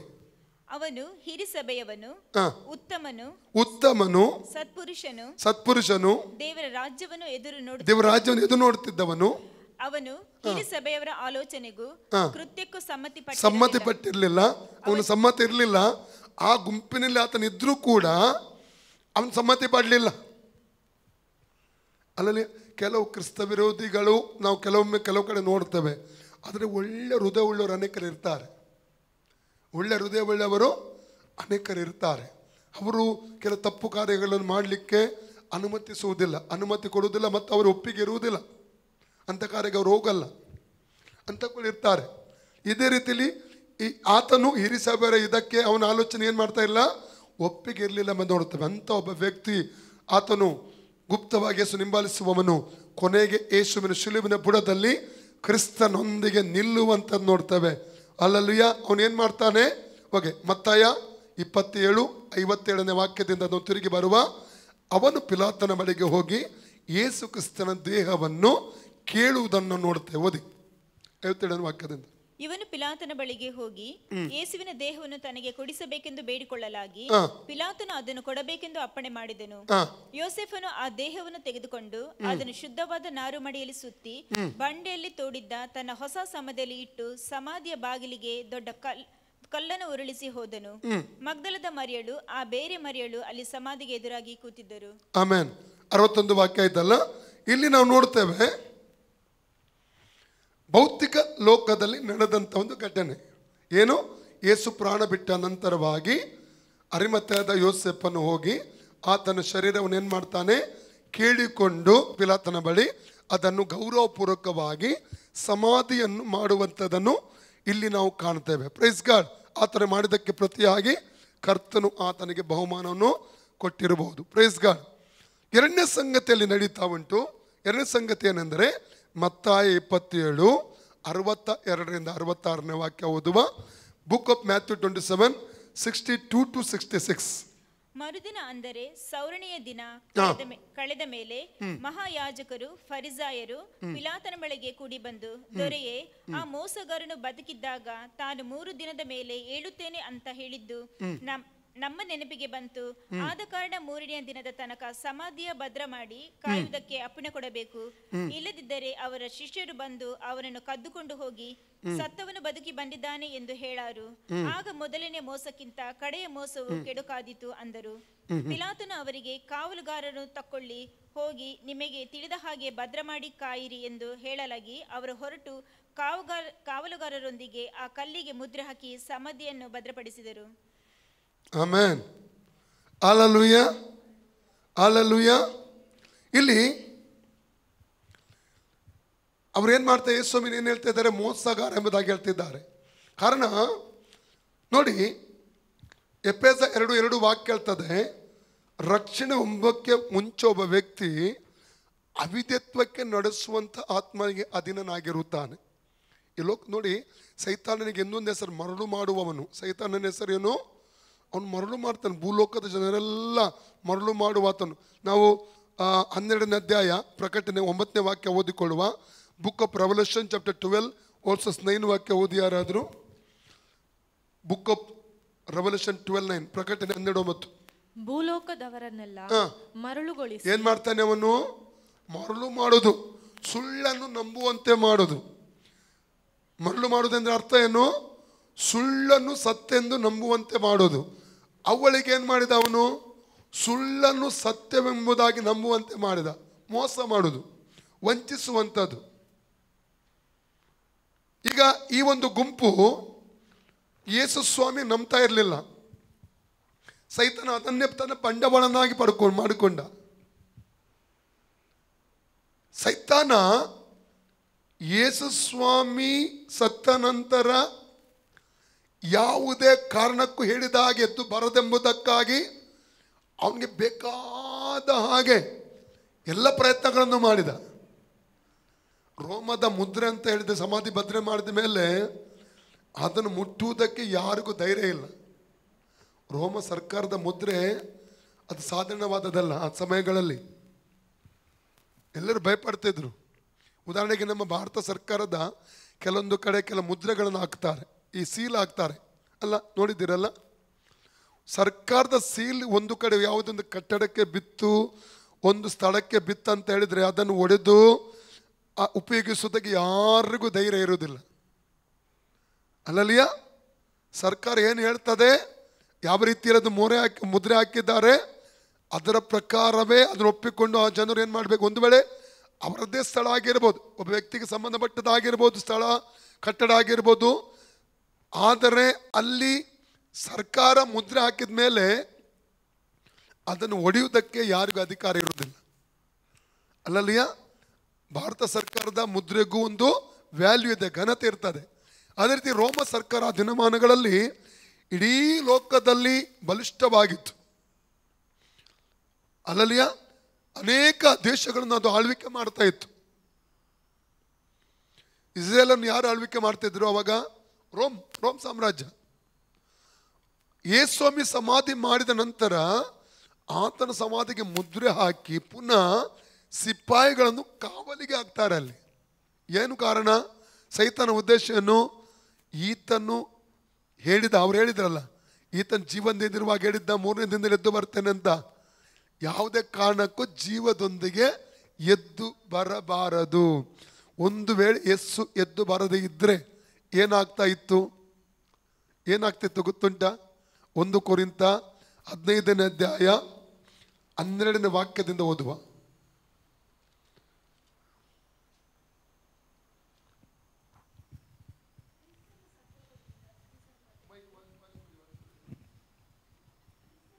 ಒಳಗಿಂದ ಎಬ್ಬಿಸಲ್ಪಟ್ಟರೆಂದು ಸಾರೋಣವಾಗುತ್ತಿರುವಲ್ಲಿ ನಿಮ್ಮೊಳಗೆ ಕೆಲವರು ಸತ್ತವರಿಗೆ ಪುನರುತ್ಥಾನವೇ ಇಲ್ಲವೆಂದು ಹೇಳುವುದು ಹೇಗೆ? ಸತ್ತವರಿಗೆ ಪುನರುತ್ಥಾನವಿಲ್ಲವೆಂಬುದು ನಿಜವಾಗಿದ್ದರೆ ಕ್ರಿಸ್ತನಾದರೂ ಎದ್ದು ಬರಲಿಲ್ಲ. ಕ್ರಿಸ್ತನು ಎದ್ದು ಬರಲಿಲ್ಲವಾದರೆ ನಮ್ಮ ಪ್ರಸಂಗವು ಉರುಳಿಲ್ಲದು. ಮತ್ತು ಈಗ ಕ್ರಿಸ್ತನು ಎದ್ದು ಬರದೆ ಹೋಗಿದ್ರೆ ಇಲ್ಲಿ ಪಾಸ್ಟರ್ ಸುನೀಲ್ ಪ್ರಸಂಗ ಮಾಡುವುದು ಯಾವುದೇ ಆಧಾರ ಇಲ್ಲದು. ನಮ್ಮ ಪ್ರಸಂಗ ಯಾವುದನ್ನು ಆಧಾರಗೊಂಡಿದೆ? ಯೇಸು ಕ್ರಿಸ್ತನ ಪುನರ್ಸ್ಥಾನ ಆಧಾರಗೊಂಡಿದೆ. ಪುನರ್ಸ್ಥಾನಕ್ಕೆ ಸಂಬಂಧಪಟ್ಟ ವಿಷಯಗಳನ್ನು ನಾಳೆ ನಾನು ಪ್ರಸಂಗ ಮಾಡ್ತೇನೆ. ಆದರೆ ನಿಮ್ಮ ಗಮನಕ್ಕೆ ಬರುವುದಕ್ಕೆ, ತಿಳಿದುಕೊಳ್ಳುವುದಕ್ಕಾಗಿ ಮಾತ್ರ ಇದನ್ನು ಕಲಿಸಿಕೊಡ್ತಾ ಇದ್ದೇನೆ. ಮುಂದೆ ಓದಿ. ನಿಮ್ಮ ನಂಬಿಕೆಯು ಉರುಳಿಲ್ಲದು. ಇದಲ್ಲದೆ ಸತ್ತವರು ನಂಬಿಕೆಯು ಯೇಸು ಕ್ರಿಸ್ತನು ಎದ್ದು ಬರದೆ ಹೋಗಿದ್ರೆ ಪ್ರಸಂಗ ಉರುಳಿಲ್ಲದು, ನಂಬಿಕೆಯು ಉರುಳಿಲ್ಲದು. ನಮ್ಮ ನಂಬಿಕೆಗೆ ಯಾವುದೇ ಅರ್ಥ ಇರಲಿಲ್ಲ. ಮುಂದೆ ಓದಿ. ಇದಲ್ಲದೆ ಸತ್ತವರು ಎದ್ದು ಬರುವುದಿಲ್ಲವೆಂಬುದು ನಿಜವಾಗಿದ್ದ ಪಕ್ಷಕ್ಕೆ ದೇವರು ಕ್ರಿಸ್ತನನ್ನು ಎಬ್ಬಿಸಲೇ ಇಲ್ಲ. ಎಬ್ಬಿಸದನೆಂದು ಸಾಕ್ಷಿ ಕೊಟ್ಟ ನಾವು ದೇವರ ವಿಷಯವಾಗಿ ಸುಳ್ಳು ಸಾಕ್ಷಿ ಹೇಳುವವರಾಗಿ ಕಂಡು ಬಂದೆವು. ಸತ್ತವರು ಎದ್ದು ಬರುವುದಿಲ್ಲವಾದರೆ ಕ್ರಿಸ್ತನು ಎದ್ದು ಬರಲಿಲ್ಲ. ಕ್ರಿಸ್ತನು ಎದ್ದು ಬರಲಿಲ್ಲವಾದರೆ, ಕ್ರಿಸ್ತನು ಎದ್ದು ಬರದೆ ಹೋಗಿದ್ರೆ ನಿಮ್ಮ ನಂಬಿಕೆ ಕ್ರಿಸ್ತನಲ್ಲಿ ಸತ್ತವರು ಎದ್ದು ಬರುವುದಿಲ್ಲ. ಮಾತ್ರವಲ್ಲ, ನಿಮ್ಮ ನಂಬಿಕೆಯು ನಿಷ್ಪ್ರಯೋಜನವಾಗಿ ಇದೆ. ನಾವು ಪಾಪದಲ್ಲಿಯೇ ಇರುತ್ತಿದ್ದೆವು. ಅಲ್ಲಲಿಯ ಎಲ್ಲವೂ ಯೇಸು ಕ್ರಿಸ್ತನ ಪುನರುತ್ಥಾನದಲ್ಲಿ ಅಡಕವಾಗಿತ್ತು. ಸೈತಾನನ ಇಡೀ ಸಾಮರ್ಥ್ಯ ಎಲ್ಲಿ ಆತನು ಪ್ರಕಟ ಮಾಡಿದನು ಗೊತ್ತುಂಟ? ಯೇಸು ಕ್ರಿಸ್ತನನ್ನು ನರಕದಲ್ಲಿಯೇ, ಪಾತಾಳದಲ್ಲಿಯೇ ಅಡಗಿಸಿ ಬಿಡಬೇಕೆಂಬುದಾಗಿ. ಯಾವುದೇ ಕಾರಣಕ್ಕೂ ಆತನು ಎದ್ದು ಬರಬಾರದು. ಇಲ್ಲಿ ಸೀಲ್ ಇಡ್ತಾನೆ. ಕಾರಣ ಅದೇ ಶರೀರದಿಂದ ಮಹಿಮೆ ಶರೀರ ಆತನು ಹೊಂದಿಕೊಳ್ಳಬೇಕು, ರೂಪಾಂತರ ಆಗಬೇಕು. ಇಲ್ಲಿ ಏನು ಮಾಡಿದ? ಸಮಾಧಿಗೆ ಕಾಣುವಂಥ ಲೋಕದಲ್ಲಿ ಏನು ಮಾಡಿದ? ರೋಮ ಸಾಮ್ರಾಜ್ಯದ ಸೀಲ್, ಮುದ್ರೆಯನ್ನು ಹಾಕಿಬಿಟ್ಟ. ಇದು ಕಾಣುವಂಥ ಲೋಕದಲ್ಲಿ ನಡೆದ 2 ಘಟನೆಗಳು ಎಲ್ಲರಿಗೂ ಗೊತ್ತುಂಟು. ಕಾಣದ ಲೋಕದಲ್ಲಿ ಕೆಲವು ಘಟನೆ ನಡೆದವು. ಲೂಕ 23:39 43ನೇ ವಾಕ್ಯ ಓದೋದಾದರೆ, ಯೇಸು ಸ್ವಾಮಿ ಶಿಲುಬೆಗೆ ಹಾಕಲ್ಪಟ್ಟಾಗ ಎಡಗಡೆಯಲ್ಲಿ ಒಬ್ಬ, ಬಲಗಡೆಯಲ್ಲಿ ಒಬ್ಬ, ಇಬ್ಬರು ಕಳ್ಳರನ್ನು ಹಾಕ್ತಾರೆ. ಇಬ್ಬರು ಕಳ್ಳರನ್ನು ಜೊತೆಯಲ್ಲಿ ಏನು ಮಾಡ್ತಾ ಇದ್ದಾರೆ? ಶಿಲುಬೆಯಲ್ಲಿ ಹಾಕ್ತಾ ಇದ್ದಾರೆ. 39ನೇ ವಾಕ್ಯವನ್ನು ಓದುವುದಾದ್ರೆ, ಒಬ್ಬ ಕಳ್ಳ ಏನು ಮಾಡ್ತಾ ಇದ್ದಾನೆ, ಅದು ಬಲಗಡೆಯಲ್ಲಿದ್ದವನು ಎಡಗಡೆಯಲ್ಲಿದ್ದವನು ಗೊತ್ತಿಲ್ಲ, ಆದರೆ ಒಬ್ಬ ಕಳ್ಳ ಏನು ಮಾಡ್ತಾ ಇದ್ದಾನೆ ಗೊತ್ತುಂಟಾ? ಯೇಸು ಸ್ವಾಮಿಯನ್ನು ಮೊದಲಾಗಿ ದೂಷಿಸ್ತಾ ಇದ್ದಾನೆ. ಏನೆಂಬುದಾಗಿ? ನೀನು ದೇವಕುಮಾರನಾಗಿರುವುದಾದ್ರೆ ನಿನ್ನನ್ನು ರಕ್ಷಿಸಿಕೋ ಮತ್ತು ನಮ್ಮನ್ನು ರಕ್ಷಿಸು. ಓದಿ ವಾಕ್ಯ, ಓದಿ. ತೂಗ ಹಾಕಿದ ಆ ದುಷ್ಕರ್ಮಿಗಳಲ್ಲಿ ಒಬ್ಬನು ಆತನನ್ನು ದೂಷಿಸಿ ಏನ್ ಮಾಡ್ತಾ ಇದ್ದಾನೆ? ದೂಷಿಸ್ತಾ ಇದ್ದಾನೆ ಸ್ವಾಮಿಯನ್ನು. ನೀನು ಬರಬೇಕಾದ ಕ್ರಿಸ್ತನಲ್ಲವೇ? ನಿನ್ನನ್ನು ರಕ್ಷಿಸಿಕೋ, ನಮ್ಮನ್ನು ರಕ್ಷಿಸು. ಕ್ರಿಸ್ತ ಅಂದ್ರೆ ಏನು? ಅಭಿಷಿಕ್ತನು ಎಂದು ಹೇಳಿದಕ್ಕೆ ಎರಡನೆಯವನು ಅವನನ್ನು ಗದರಿಸಿ, ಎರಡನೇವನು ಒಬ್ಬ ಕಳ್ಳ ಇದ್ದಾನೆ. ಎರಡನೇವ ಕಳ್ಳ ಏನ್ ಮಾಡ್ತಾ ಇದ್ದಾನೆ? ನಿಜವಾದ ಮಾನಸಾಂತರ ಎರಡನೇ ಕಳ್ಳನಲ್ಲಿ ನಾವು ನೋಡ್ತಾ ಇದ್ದೇವೆ. ಅವನು ಪಾಪ ಮಾಡಿದ್ದು ನಿಜ, ಕಳ್ಳತನ ಮಾಡಿದ್ದು ನಿಜ, ದರೋಡೆ ಮಾಡಿದ್ದು ನಿಜ. ಆದರೆ ಅವನ ಮಾಡಿದ ಕೃತ್ಯಗಳಿಗೆ, ಅಪರಾಧಕ್ಕೆ ರೋಮನ್ ಸರ್ಕಾರ ಅವರಿಗೆ ಏನು ಕೊಡ್ತಾ ಇದೆ? ಈಗ ಶಿಕ್ಷೆ ಕೊಡ್ತಾ ಇದೆ. ಆ ಶಿಕ್ಷೆಯನ್ನು ಈಗ ಅವರು ಶಿಲುಬೆಯಲ್ಲಿ ಶಾರೀರಿಕವಾಗಿ ಅನುಭವಿಸ್ತಾ ಇದ್ದಾರೆ.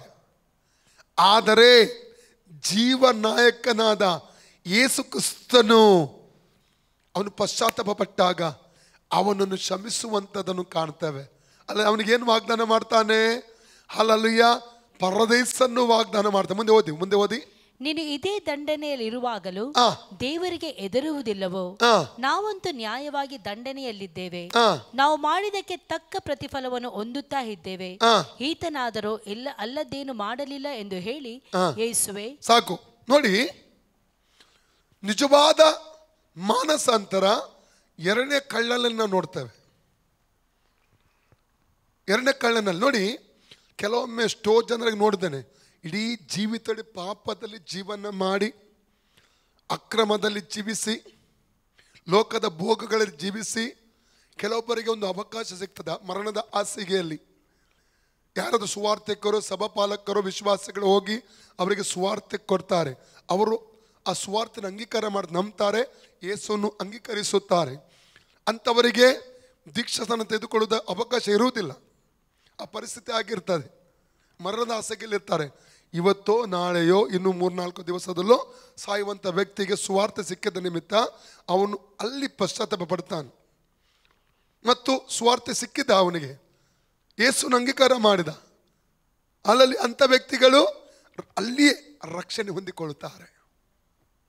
ಅಲ್ಲಲ್ಲೂಯ, ಯಶಂಗೆ ಅರ್ಥ ಆಗ್ತಾ ಇದೆ. ಕೆಲವೊಬ್ಬರು ಕೇಳುವುದುಂಟು, ಶಿಲುಬೆಯಲ್ಲಿರುವ ಕಳ್ಳ ದೀಕ್ಷಾಸ್ನಾನ ತೆಗೆದುಕೊಂಡವನೆಂಬುದಾಗಿ. ಅಂದರೆ ಕೆಲವು ಕಳ್ಳರು ಕೇಳುವಂಥ ಪ್ರಶ್ನೆ, ಅಲ್ಲಲ್ಲಿಯ ಶಿಲುಬೆಯಲ್ಲಿರುವ ಕಳ್ಳ ಅದಕ್ಕೆ ಯಾಕೆ ಅವನು ದೀಕ್ಷಾ ತೆಗೆದುಕೊಂಡೇ ಇರೋದಿದ್ರೆ ನಾನು ಯಾಕೆ ತಗೋಬೇಕು ಎಂಬುದಾಗಿ ಕೇಳ್ತಾರೆ. ಅವನಿಗೆ ಅವಕಾಶ ಇರಲಿಲ್ಲ. ಈಗ ಕೆಲವೊಮ್ಮೆ ನಾವು ಆಸ್ಪತ್ರೆ ಸೇವೆ ಮಾಡ್ತೇವೆ. ಆಸ್ಪತ್ರೆ ಸೇವೆ ಮಾಡುವಾಗ ಮರಣದ ಹಾಸಿಗೆಯಲ್ಲಿರುವವರು ಅಲ್ಲಿರ್ತಾರೆ. ಅವರು ಸುವಾರ್ತೆ ಹೇಳಿದಾಗ ಅವ್ರು ನಂಬ್ತಾರೆ, ಯೇಸುವನ್ನು ಅಂಗೀಕರಿಸ್ತಾರೆ. ಅವರಿಗೆ ಎದ್ದು ಬಂದು ದೀಕ್ಷೆ ತೆಗೆದುಕೊಳ್ಳುವಂಥ ಅವಕಾಶ ಇರುವುದಿಲ್ಲ. ಇನ್ನೊಂದು ವಿಷಯ ಹೇಳ್ತಾನೆ,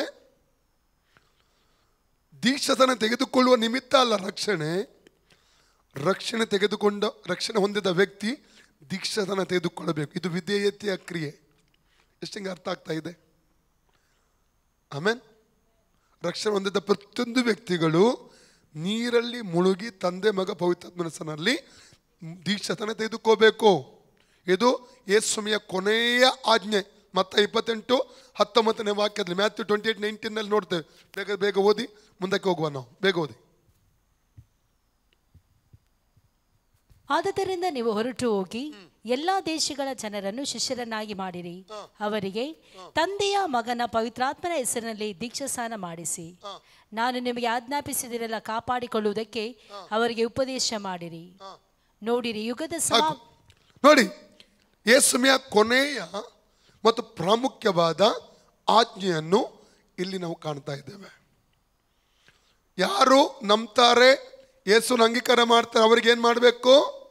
ತಂದೆ ಮಗ ಪವಿತ್ರಾತ್ಮನ ದೀಕ್ಷಾಸ್ನಾನ ಕೊಟ್ಟು ಯೇಸು ಏನು ಹೇಳಿಕೊಟ್ಟಿದ್ದಾನೋ ಆ ಉಪದೇಶವನ್ನು ಅವರಿಗೆ ಕಲಿಸಿಕೊಡಬೇಕು. ಅದನ್ನು ಕಾಪಾಡಿಕೊಳ್ಳೋದಕ್ಕೆ ಅವನು ಕಲಿಸಿಕೊಡ್ಬೇಕಂತ ಯೇಸು ಕ್ರಿಸ್ತನ ಬಂದಂಥ ಒಂದು ಆಜ್ಞೆಯನ್ನು ಇಲ್ಲಿ ನಾವು ಕಾಣ್ತಾ ಇದ್ದೇವೆ. ಓಕೆ, ನಮ್ಮ ಮುಂದಕ್ಕೆ ಬರುವ ಈ ಮಾನಸಾಂತರ ಪಟ್ಟಾಗ, ಈ ಕಳ್ಳನು, ಎರಡನೇ ಕಳ್ಳ ಮಾಂಸದ ಭಟ್ಟ 42ನೇ ವಾಕ್ಯದಲ್ಲಿ ಅತಿ ಪ್ರಾಮುಖ್ಯವಾದ ಒಂದು ಸಂಗತಿಯನ್ನು ಆತನು ಹೇಳ್ತಾನೆ. ಕರ್ತನಾದ ಯೇಸುವೇ, ನೀನು ರಾಜ್ಯವನ್ನು ಪಡ್ಕೊಂಡು ಬರುವಾಗ ನನ್ನನ್ನು ನೆನೆಸಿಕೋ. ಎಂತ ಪ್ರಾರ್ಥನೆ, ಎಂತ ನಂಬಿಕೆ ನೋಡಿ ಅವನದು. ಅಲ್ಲಲ್ಲೂಯ್ಯ. ಹಾಗಾದ್ರೆ ಎರಡನೇ ಕಳ್ಳನಿಗೆ ಅರ್ಥ ಆಗಿದೆ, ನನ್ನ ಮಧ್ಯದಲ್ಲಿ, ನಮ್ಮಿಬ್ಬರ ಮಧ್ಯದಲ್ಲಿ ತೂಗಾಡ್ತಿರುವಂತ ಶಿಲುಬೆಯಲ್ಲಿ ಬೇರೆ ಯಾರು ಅಲ್ಲ, ಆತನೇ ಲೋಕರಕ್ಷಕನು, ಆತನೇ ದೇವರು, ಆತನೇ ನಮ್ಮನ್ನು ಪಾಪದಿಂದ ರಕ್ಷಿಸುವವನು, ಆತನ ನಮ್ಮನ್ನು ನಿತ್ಯ ನರಕದಿಂದ ರಕ್ಷಿಸುವವನು. ಅವನಿಗೆ ಅರ್ಥ ಆಗಿದೆ. ಓದಿ 42ನೇ ವಾಕ್ಯ, 42 ವರ್ಡ್ಸ್. ಯೇಸುವೆ, ನೀನು ನಿನ್ನ ರಾಜ್ಯವನ್ನು ಪಡೆದವನಾಗಿ ಬರುವಾಗ ನನ್ನನ್ನು ನೆನೆಸಿಕೋ ಅಂದನು. ಅದಕ್ಕೆ ಈಗ ಯೇಸು 43ನೇ ವಾಕ್ಯದಲ್ಲಿ ಕೊಡುವಂತ ಉತ್ತರ ನೋಡಿ. ಅದಕ್ಕೆ ಯೇಸು, ಈ ಹೊತ್ತೇ ನನ್ನ ಸಂಗಡ ಪರದೈಸಿನಲ್ಲಿರುವೆ ಎಂದು ನಿನಗೆ ಸತ್ಯವಾಗಿ ಹೇಳುತ್ತೇನೆ. ನನ್ನ ಸಂಗಡ ಪರದೈಸನಲ್ಲಿರುವೆ. ಎಂತ ವಾಗ್ದಾನ! ಈ ವಾರ್ತೆ ಅನೇಕರು, ನಾನು ಒಂದು ಪುಸ್ತಕ ಕೆಲವು ವರ್ಷ ಓದುವಾಗ ಅದರಲ್ಲಿ ಒಬ್ಬರು ಬರೆದಿದ್ದಂಥ ಒಂದು ಮಾತು, ಅವನಿಗೆ, ಆ ಕಳ್ಳನಿಗೆ ಯೇಸು ಸ್ವಾಮಿ ಸ್ವರ್ಗವನ್ನು ವಾಗ್ದಾನ ಮಾಡಲಿಲ್ಲ, ಅವನಿಗೆ ಪರದೈಸ ವಾಗ್ದಾನ ಮಾಡಿದ. ಇನ್ನೊಬ್ಬರು ನನ್ನ ಹತ್ರ ಕೇಳ್ತಿದ್ರು, ಈಗಲ್ಲ ಕೆಲವು ವರ್ಷಗಳ ಹಿಂದೆ, ಅವನಿಗೆ ಆ ಕಳ್ಳ ಮಾನಸಾಂತರ ಪಟ್ರಿ ಏನು ಪ್ರಯೋಜನ?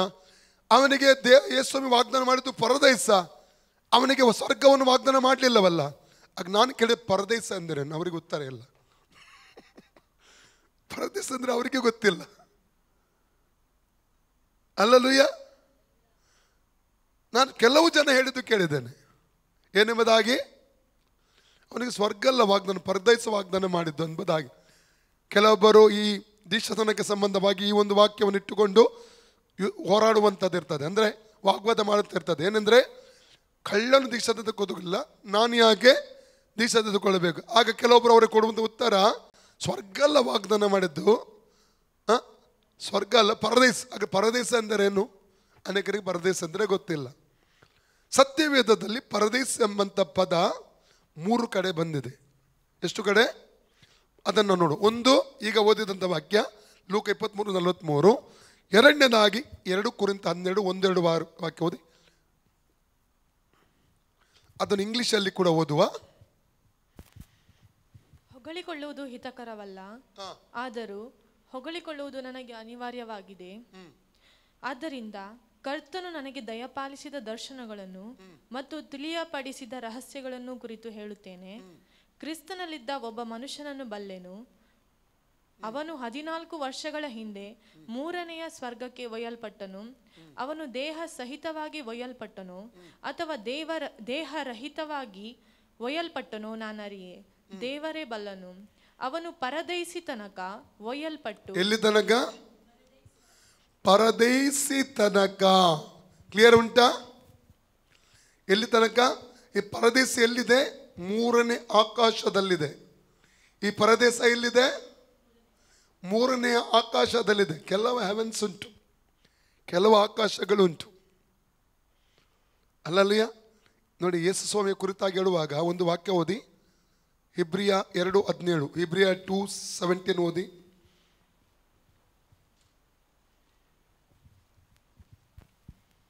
ಆದ್ದರಿಂದ ಆತನು ಎಲ್ಲ ವಿಷಯಗಳಲ್ಲಿ ತನ್ನ ಸಹೋದರರಿಗೆ ಸಮಾನನಾಗಬೇಕಾಗಿ ಬಂತು. ಹೀಗೆ ಆತನು 4:14 ಓದಿ. 4:14. ಆಕಾಶದ ಮಂಡಲಗಳನ್ನು ದಾಟಿ ಹೋದ ದೇವಕುಮಾರನಾದ, ಯಾವುದನ್ನು ದಾಟಿ? ಆಕಾಶ ಮಂಡಲಗಳನ್ನು ದಾಟಿ ಹೋದ. ಮಂಡಲ ಅಲ್ಲ, ಆಕಾಶ ಒಂದು ಮಂಡಲ ಅಲ್ಲ, ಮಂಡಲಗಳು. ಎಲ್ಲ ಹೇಳಿ, ಆಕಾಶ ಮಂಡಲಗಳು. 1:3 ಓದಿ. ಇಬ್ರಿಯ 1:3 ಇಬ್ರು. ಈತನು ದೇವರ ಪ್ರಭಾವದ ಪ್ರಕಾಶವು, ಆತನ ತತ್ವದ ಮೂರ್ತಿಯು, ತನ್ನ ಶಕ್ತಿಯ ವಾಕ್ಯದಿಂದ ಸಮಸ್ತಕ್ಕೆ ಆಧಾರವೂ ಆಗಿದ್ದು, ಪಾಪ ವಿಶುದ್ಧಿ ಮಾಡಿದ ಮೇಲೆ ಉನ್ನತೋನ್ನತದೊಳಗೆ ಮಹತ್ವವುಳ್ಳ ಉನ್ನತ ಲೋಕ, ಸ್ವರ್ಗಾದಿ ಸ್ವರ್ಗ, ಎಲ್ಲ ಆಕಾಶಗಳು ದಾಟಿದ ನಂತರ ಬರುವಂಥದ್ದೇ ಸ್ವರ್ಗಾದಿ ಸ್ವರ್ಗ, ಉನ್ನತ ಲೋಕ. ಅಲ್ಲಿ ದೇವರಿದ್ದಾನೆ. ಅಲ್ಲಿ ಯಾರಿದ್ದಾನೆ? ಅಲ್ಲಿ ದೇವರಿದ್ದಾನೆ. ಅಲ್ಲಲುಯ್ಯ. ಹೆಸಂಗೆ ಅರ್ಥ ಆಗ್ತಾ ಇದೆ? ಆಕಾಶ ಮಂಡಲ. ಹಾಗೆ ಮೂರನೇ ಆಕಾಶದಲ್ಲಿ ಈಗ ಏನಿದೆ ಅಂತೆ? ಪರದೇಶ ಇದೆ. ಅದು ಯಾವ ಪರದೇಶ ಅಂತ ನಾನು ಮುಂದೆ ನಿಮಗೆ ಹೇಳ್ತೇನೆ. ಮೂರನೇದಾಗಿ ನಾವು ಮೂರನೇ ಕಡೆ ಇರುವಂಥ ಪರದೇಶ ಪ್ರಕಟಣೆ 2:7, ರೆವಲ್ಯೂಷನ್ 2:7 ವಾಕ್ಯ ಓದಿ. ದೇವರ ಆತ್ಮನು ಸಭೆಗಳಿಗೆ ಹೇಳುವುದನ್ನು ಕಿವಿಯುಳ್ಳವನು ಕೇಳಲಿ. ಯಾವನು ಜಯ ಹೊಂದುತ್ತಾನೋ ಅವನಿಗೆ ದೇವರ ಪರದೈಸಿನಲ್ಲಿರುವ ಜೀವದಾಯಕ ವೃಕ್ಷದ ಹಣ್ಣನ್ನು ತಿನ್ನುವುದಕ್ಕೆ ಕೊಡುವೆನು. ಆಮೆನ್. ನೋಡಿ, ಇಲ್ಲಿ ಒಂದು ಆಶೀರ್ವಾದ ಅಲ್ಲದ್ದು, ಒಂದು ಉಪಯೋಗ ಅಲ್ಲದ್ದು ಯಾವುದನ್ನು ಕರ್ತನಾದ ಸ್ವಾಮಿ ಯಾರಿಗೂ ವಾಗ್ದಾನ ಮಾಡಲ್ಲ. ಆ ಕಳ್ಳನಿಗೆ ಮಾನಸಾಂತರ ಪಟ್ಟಾಗ ಅವನಿಗೆ ಆಶೀರ್ವಾದ ಅಲ್ಲದನ್ನು ಉಪಯೋಗ ವಾಗ್ದಾನ ಮಾಡಲಿಲ್ಲ. ನೋಡಿ, 2:7 ಜಯ ಹೊಂದುತ್ತಾನೋ, ಪ್ರಕಟಣೆ 2:7 ಎನ್ನುತ್ತದೆ. ಯಾವನು ಜಯ ಹೊಂದು ಅವನಿಗೆ ಅವನಿಗೆ ದೇವರ ಪರದೇಶ. ಯಾರ ಪರದೇಶು? ದೇವರ ಪರದೇಶಿನಲ್ಲಿರುವ ಜೀವದಾಯಕ ವೃಕ್ಷದ ಹಣ್ಣು. ದೇವರ ಪರದೇಶು. ಯಾರ ಪರದೇಶು? ದೇವರ ಪರದೇಶಿನಲ್ಲಿರುವ ಜೀವದಾಯಕ ವೃಕ್ಷದ ಹಣ್ಣು ತಿನ್ನುವುದಕ್ಕೆ. ಜಯದ ಜೀವಿತವನ್ನು ಯಾರೆಲ್ಲ ಜೀವಿಸ್ತಾರಲ್ಲ ಅಂಥವರಿಗೆ ಶೋಧನೆಗಳನ್ನು ಜಯಿಸುವುದು, ಲೋಕವನ್ನು ಜಯಿಸುವುದು, ಪಾಪವನ್ನು ಜಯಿಸುವುದು, ಜಯದ ಜೀವಿತ ಯಾರು ನೀಡಿಸ್ತಾರಲ್ಲ ಅಂಥ ಕ್ರೈಸ್ತ ವಿಶ್ವಾಸಿಗಳಿಗೆ ಈ ಒಂದು ಪರದೇಶಿನ ವಾಗ್ದಾನವನ್ನು ಕರ್ತನಲ್ಲಿ ಮಾಡಿದ್ದಾನೆ. ಇಷ್ಟಂಗೆ ಅರ್ಥ ಆಗ್ತಾ ಇದೆ? ಹಾಗಾದರೆ ಪರದೇಶು ಎಂಬ ಪದದ ಅರ್ಥ ಪರಿಶುದ್ಧ ಸ್ಥಳ,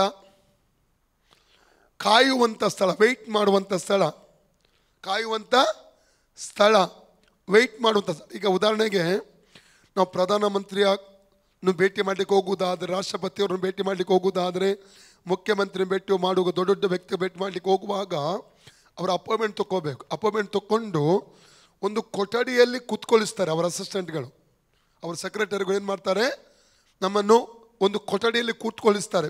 ವೆಯ್ಟ್ ಮಾಡುವಂಥ ಸ್ಥಳ ಅದು, ಕಾಯುವಂಥ ಏನಾಗಿರ್ತದೆ ಸ್ಥಳ. ನಮ್ಮ ಸರದಿ ಬಂದಾಗ ನಮ್ಮನ್ನು ಕರ್ಕೊಂಡು ಹೋಗ್ತಾರೆ. ಅಂದರೆ ಪರದೇಶ ಅಂದರೆ ಕಾಯುವಂಥ ಸ್ಥಳ. ಪರದೇಶಿನಲ್ಲಿ ಪಾಪ ಇರುವುದಿಲ್ಲ, ಪಾಪ ಇರುವುದಿಲ್ಲ ಪರದೇಶಿನಲ್ಲಿ. ಇದಕ್ಕೆ ಅರ್ಥ ಆಗ್ತಾ ಇದೆ? ಅಥವಾ ಇನ್ನೊಂದು ರೀತಿಯಲ್ಲಿ ಹೇಳಬೇಕಾದ್ರೆ ಪರದೇಶ ಅಂದರೆ ವಿಶ್ರಾಂತಿ ತೆಗೆದುಕೊಳ್ಳುವಂಥ ಸ್ಥಳ. ಪರದೇಶ ಅಂದರೆ ವಿಶ್ರಾಂತಿ ತೆಗೆದುಕೊಳ್ಳುವುದು. ಅಲ್ಲಿ ವಿಶ್ರಾಂತಿ ಇರ್ತದೆ, ಅಲ್ಲಿ ಸಮಾಧಾನ ಇರ್ತದೆ. ಅದಕ್ಕೆ ಪರದೇಶು ಎಂಬುದಾಗಿ ಹೇಳುತ್ತಾರೆ. ಹೊಸ ಒಡಂಬಡಿಕೆ ಎಷ್ಟು ಕಡೆ ಇದೆ? 3 ಕಡೆ. ಲೂಕ 24:43, 2 ಕೊರಿಂಥ 12, 1, 2, 3 ವಾಕ್ಯದಲ್ಲಿ ಮತ್ತು ಪ್ರಕಟಣೆ 2:7 3 ಕಡೆಗಳಲ್ಲಿ ಪರದೇಶನ ಕುರಿತಾಗಿ ನಾವು ನೋಡ್ತೇವೆ. ಪೌಲನು ಆತನು ದೇಹ ರಹಿತನಾಗಿಯೂ ಸಹಿತನಾಗಿಯೂ ಅವನಿಗೆ ಗೊತ್ತಾಗಲಿಲ್ಲ. ಆತ್ಮನ ಹತೋಟಿಗೆ ನಿಯಂತ್ರಣಕ್ಕೆ ಬಂದ ನಂತರ ಅವನು ಒಯ್ಯಲ್ಪಟ್ಟು ಅಲ್ಲಿ ಬೇರೆ ಬೇರೆ ಸಂಗತಿಗಳನ್ನು, ಈ ಬುದ್ಧಿಗೆ ಗ್ರಹಿಸಲಿಕ್ಕೆ ಸಾಧ್ಯವಾಗದ ಅನೇಕ ಸಂಗತಿಗಳನ್ನು ಆತನಿಗೆ ಕರ್ತನು ಯೇಸು ಸ್ವಾಮಿ ಅಥವಾ ಪವಿತ್ರಾತ್ಮನ ಅವನಿಗೆ ತೋರಿಸಿದ ಅಲ್ಲಿ. ಹಲ್ಲೆಲೂಯಾ. ಸತ್ಯವೇದ ಧ್ಯಾನ ಮಾಡುವಾಗ 7 ಪರದೇಶಗಳ ಕುರಿತಾಗಿ ಧ್ಯಾನಿಸ್ತೇವೆ ನಾವು. ಎಷ್ಟು ಪರದೇಶ ಇದೆ? 7 ವಿಧವಾದ ಪರದೇಶಗಳು. ಮೊದಲನೇ ಪರದೇಶ ಅಂದರೆ ಸ್ವರ್ಗಾದಿ ಸ್ವರ್ಗ. ಅಲ್ಲಿ ತ್ರೈಕ ದೇವರು, ಅಸಂಖ್ಯಾತ ದೇವದೂತರಲ್ಲಿ ಇರುವಂಥ ಸ್ಥಳ. ಪ್ರಕಟಣೆ 4ನೇ ಅಧ್ಯಾಯ 5ನೇ ಅಧ್ಯಾಯ ಅಲ್ಲಿ ನಾವು ಆ ಸ್ವರ್ಗಾದಿ ಸ್ವರ್ಗವನ್ನಲ್ಲಿ ನಾವು ಕಾಣ್ತೇವೆ. ಅದು ಮೊದಲ ಪರದೇಶ. ಎರಡನೇ ಪರದೇಶ ಯಾವುದಾಗಿದೆ? ಲೂಸಿಫರ್ ಇದ್ದಂಥ ಸ್ಥಳ, ಬೀಳಕ್ಕೆ ಮುಂಚೆ ಇದ್ದಂಥ ಸ್ಥಳ. ಅದು ಲೂಸಿಫರಿಕ್ ಪ್ಯಾರಡೈಸ್ ಅಂತ ಹೇಳ್ತಾರೆ. ನಾವು 14ನೇ ಅಧ್ಯಾಯ, ಏಷಯನ ಪುಸ್ತಕ 14ನೇ ಅಧ್ಯಾಯ 12ನೇ ವಾಕ್ಯದಿಂದ 15 ವಾಕ್ಯದವರೆಗೆ ಓದಿದ್ರೆ, ಐಸಾ 14:12-15 ಎಜೆಕಿಯಲ್ 28 ನಾವು ನೋಡುವುದಾದರೆ ಲೂಸಿಫರನ್ನು ಇದ್ದಂಥ ಸ್ಥಳದ ವಿವರಣೆಯಲ್ಲಿ ಕೊಡಲ್ಪಟ್ಟಿದೆ. ಹಲ್ಲೆಲೂಯಾ. ಓದುದು ಬೇಡ. ಲೂಸಿಫರ್ನು ಬೀಳಕ್ಕೆ ಮುಂಚೆ ಇದ್ದಂಥ ಸ್ಥಳವೇ ಲೂಸಿಫರಿಕ್ ಪ್ಯಾರಡೈಸ್ ಅಂತ ಹೇಳ್ತಾರೆ. ಮೂರನೇ ಪ್ಯಾರಡೈಸ್ ಅಥವಾ ಪರದೈಸು ಅದು ಎದೆನಿಕ್ ಪ್ಯಾರಡೈಸ್. ಎಲ್ಲರೂ ಎದೆನಿಕ್ ಪ್ಯಾರಡೈಸ್, ಏದೆನ್ ತೋಟ. ಆದಮ ಅವರು ಬೀಳಕ್ಕೆ ಮುಂಚೆ ಅದು ಏದೇನ್ ಏನಾಗಿತ್ತು? ಏದೇನ್ ತೋಟವು ಪರದೈಸ್ ಆಗಿತ್ತು. ಪಾಪ ಇರಲಿಲ್ಲ, ಅಶುದ್ಧತೆ ಇರಲಿಲ್ಲ, ಮೋಸ ವಂಚನೆಯಲ್ಲಿ ಇರಲಿಲ್ಲ. ಅವರು ಕೂಡ ನಿಷ್ಕಳಂಕರಾಗಿದ್ದರು. ದೇವರ ಸಂಬಂಧ ಅಲ್ಲಿತ್ತು. ದೇವರು ನಡೆದಾಡ್ತಾ ಇದ್ದ, ಅವರೊಟ್ಟಿಗೆ ಸಂಬಂಧ ಬೆಳೆಸ್ತಾ ಇದ್ದ, ಮುಖಾಮುಖಿ ದೇವರೊಟ್ಟಿಗೆ ಮಾತಾಡ್ತಾ ಇದ್ರು. ಎಡೆನಿಕ್ ಪ್ಯಾರಡೈಸ್. ಬೀಳಕ್ಕೆ ಮುಂಚೆ ಅದು ಏದೇನೇನಾಗಿತ್ತು? ಪರದೈಸವಾಗಿತ್ತು. ಹಲ್ಲೆಲೂಯ. ನಾಲ್ಕನೇ ಪ್ಯಾರಡೈಸ್, ಇದು ಇಂಪಾರ್ಟೆಂಟ್, ಇದು ಪ್ರಾಮುಖ್ಯ, ಇದು ಮೈಂಡಲ್ಲಿ ಇಟ್ಕೋಬೇಕು. ನಾವು 3 ಕಡೆ ಯಾಕೋಬನ ಉಲ್ಲೇಖಗಳನ್ನು ನೋಡ್ತೇವೆ. ಯಾರು? ಇಸಾಕನ ಮಗನಾದ ಯಾಕೋಬನ 3 ಉಲ್ಲೇಖಗಳನ್ನು ನೋಡ್ತೇವೆ. ಪಾತಾಳ ಎಂಬಂಥ ಪದ, ಅದನ್ನು ಓದುವ. ಒಂದನೇದಾಗಿ ಆದಿಕಾಂಡ 37-35, ಜೆನಿಸಿಸ್ 37-35. ಆದಿಕಾಂಡ 37-35. ಅವನ ಗಂಡು ಮಕ್ಕಳು ಹೆಣ್ಣು ಮಕ್ಕಳು ಎಲ್ಲರೂ ದುಃಖ ಶಮನ ಮಾಡುವುದಕ್ಕೆ ಪ್ರಯತ್ನಿಸಿದಾಗ್ಯೂ ಅವನು ಶಾಂತಿಯನ್ನು ಹೊಂದಲೊಲ್ಲದೆ, ನಾನು ಹೀಗೆ ಹಂಬಲಿಸುತ್ತಾ ನನ್ನ ಮಗನಿರುವ ಪಾತಾಳವನ್ನು ಸೇರುವೆನು. ಎಲ್ಲಿ ಸೇರ್ತೇನೆ ನಾನು ಹಂಬಲಿಸುತ್ತಾ? ಪಾತಾಳವನ್ನು ಸೇರುವೆನು. ಮಗ ಯಾರು? ಯಾರ ಕುರಿತಾಗಿ ಮಾತಾಡ್ತಾ ಇದ್ದಾನೆ? ಯೋಸೆಫನ ಕುರಿತಾಗಿ. ಯೋಸೆಫನನ್ನು ಅವನ ಅಣ್ಣಂದಿರು ಬಾವಿಗೆ ಹಾಕಿದ್ರು, ನಂತರ ಎತ್ತಿ ಇಷ್ಮೇಲರಿಗೆ ಮಾರಿಬಿಟ್ರು. ತಂದೆಗೆ ಬಂದು ಏನು ಸಂದೇಶ ಕೊಡ್ತಾ ಇದ್ದಾರೆ? ಅವನ ಬಗ್ಗೆ ಸುದ್ದಿಯನ್ನು ಕೊಡ್ತಾ ಇದ್ದಾರೆ. ಅವನ ಬಟ್ಟೆಯನ್ನು ತೆಗೆದು ಒಂದು ಮೃಗವನ್ನು ಕೊಂದು ಅದರ ರಕ್ತದಿಂದ ಹದ್ದಿ, ಯಾವುದು ದುಷ್ಟ ಮೃಗ ನಿನ್ನ ಮಗನನ್ನು ಏನು ಮಾಡಿದೆ? ಕೊಂದು ಹಾಕಿರಬಹುದು, ನಿನ್ನ ಮಗನ ಬಟ್ಟೆ ಅಲ್ಲ ಅಂತ ಹೇಳಿದಾಗ ಅವನು ನಂಬಿದ. ತನ್ನ ಮಗ ಯೋಸೇಫನು ಸತ್ತು ಹೋದಾಗಿದ್ದಾನೆ. ಸತ್ತು ಹೋದ ತನ್ನ ಮಗ ಎಲ್ಲಿ ಹೋಗಿದ್ದಾನೆ? ಈಗ ಅವನು ನಂಬ್ತಾ ಇದ್ದಾನೆ, ಪಾತಾಳಕ್ಕೆ ಹೋಗಿದ್ದಾನೆ.